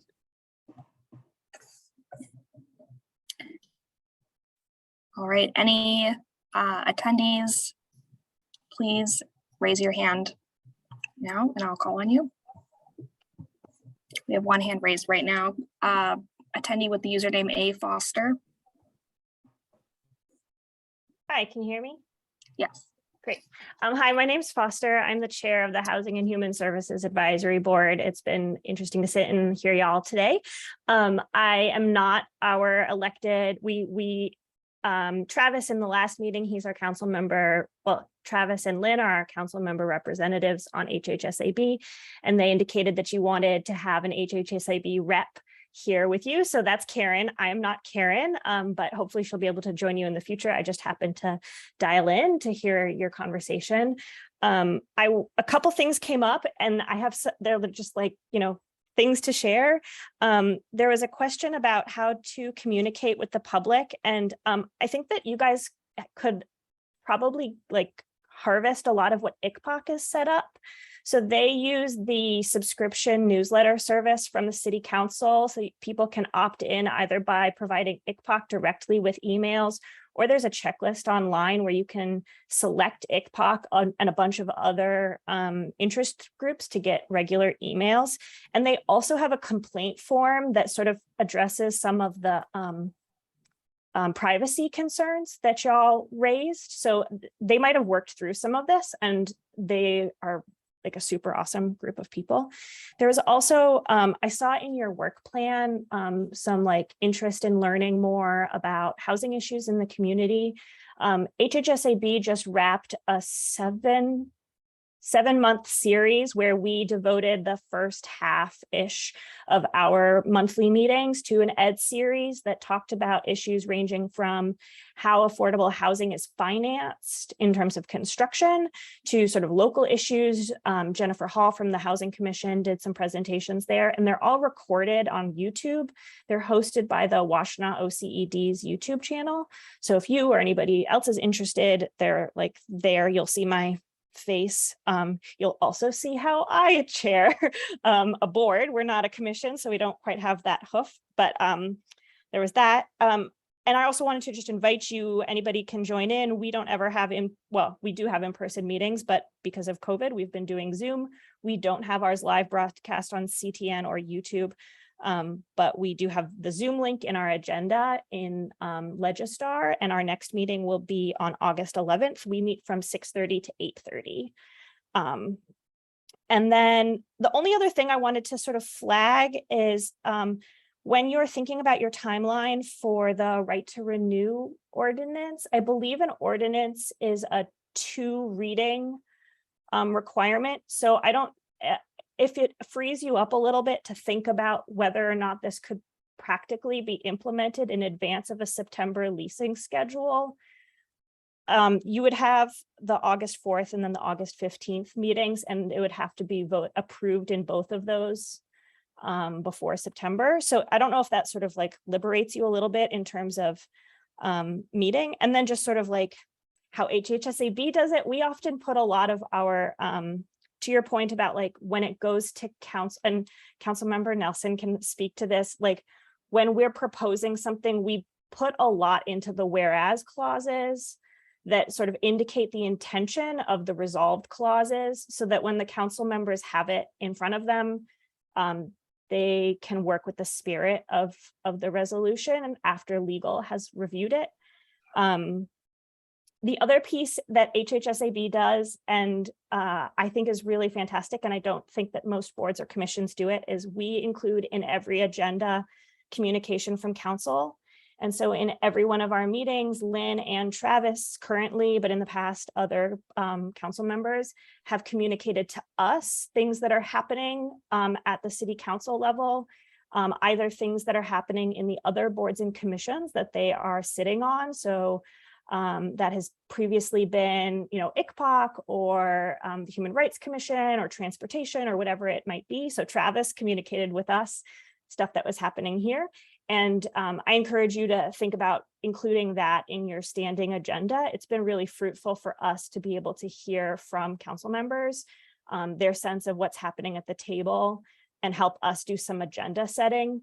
And then it also helps us shape our upcoming agendas. So they'll flag for us like some budget issues that we might want to include in our next agenda, so that we can do those in advance and work with we don't have city staff.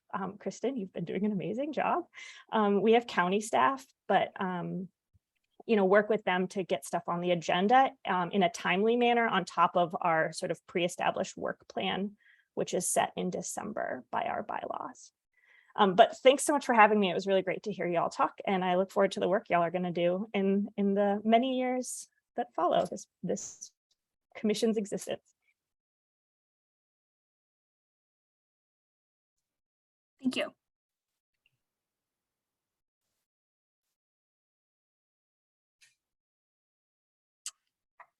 Attendee with the username, first name, Aram.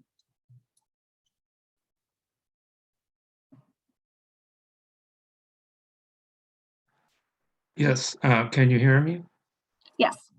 Okay.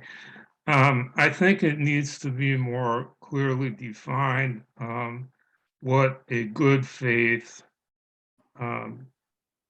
offer to renew is. I think that needs to be more clearly defined, just so landlords aren't exposed to some unnecessary legal jeopardy or additional costs. I think that should be more clearly defined. Also, as a small business landlord, I think it's just generally getting more costly to own rental property in Ann Arbor, especially with the high property taxes. So,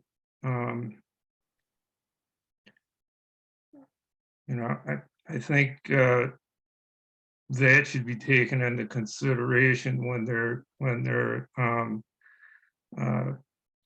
looking at these ordinances too.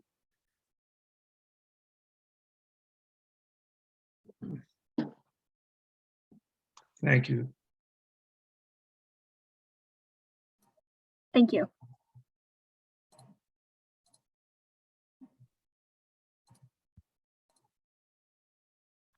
If there is any other attendee who would like to speak to the Renters Commission, please raise your hand now.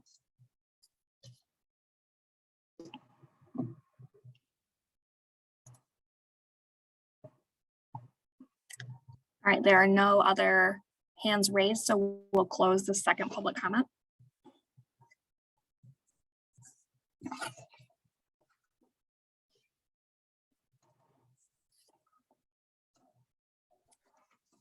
The next item on the agenda is communications, which were discussed a little bit earlier in the meeting. Did everyone have a chance to review those? Okay. Is there anything else before moving on to adjournment?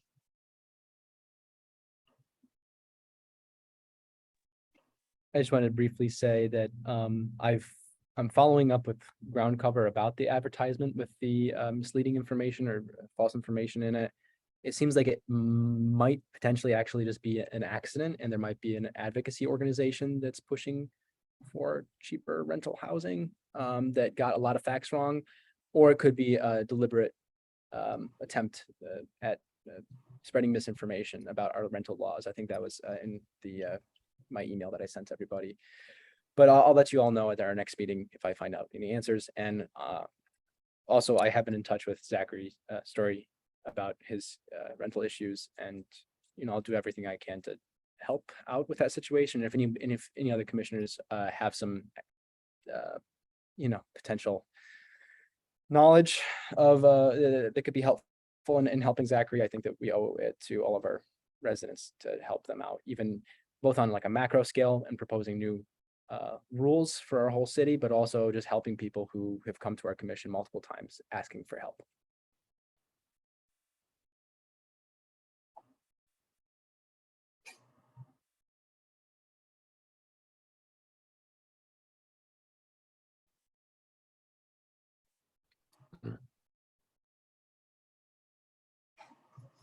Thank you. Are we ready for a motion to adjourn? All right, do we have a motion? Motion to adjourn. And a second? I second. All in favor, say aye. Aye. Aye. All right, unanimously approved or adjourned at 9:16. Thank you, everyone. I'll be in contact about scheduling your next special meeting. Thanks, Thank you, everybody. Kristen. Thanks, Kristen. Thanks, all. Thanks, Zach. Bye. Thank you very much, Thank- Chris, for doing all the preparation too, and for sending me the notes. I was only really able to chair because of Kristen, so thank you so much. And thanks to all the participants who watched the meeting. That's cool. Great job, Zachariah. Thanks for taking on the chair role. Thank you, Vice Chair.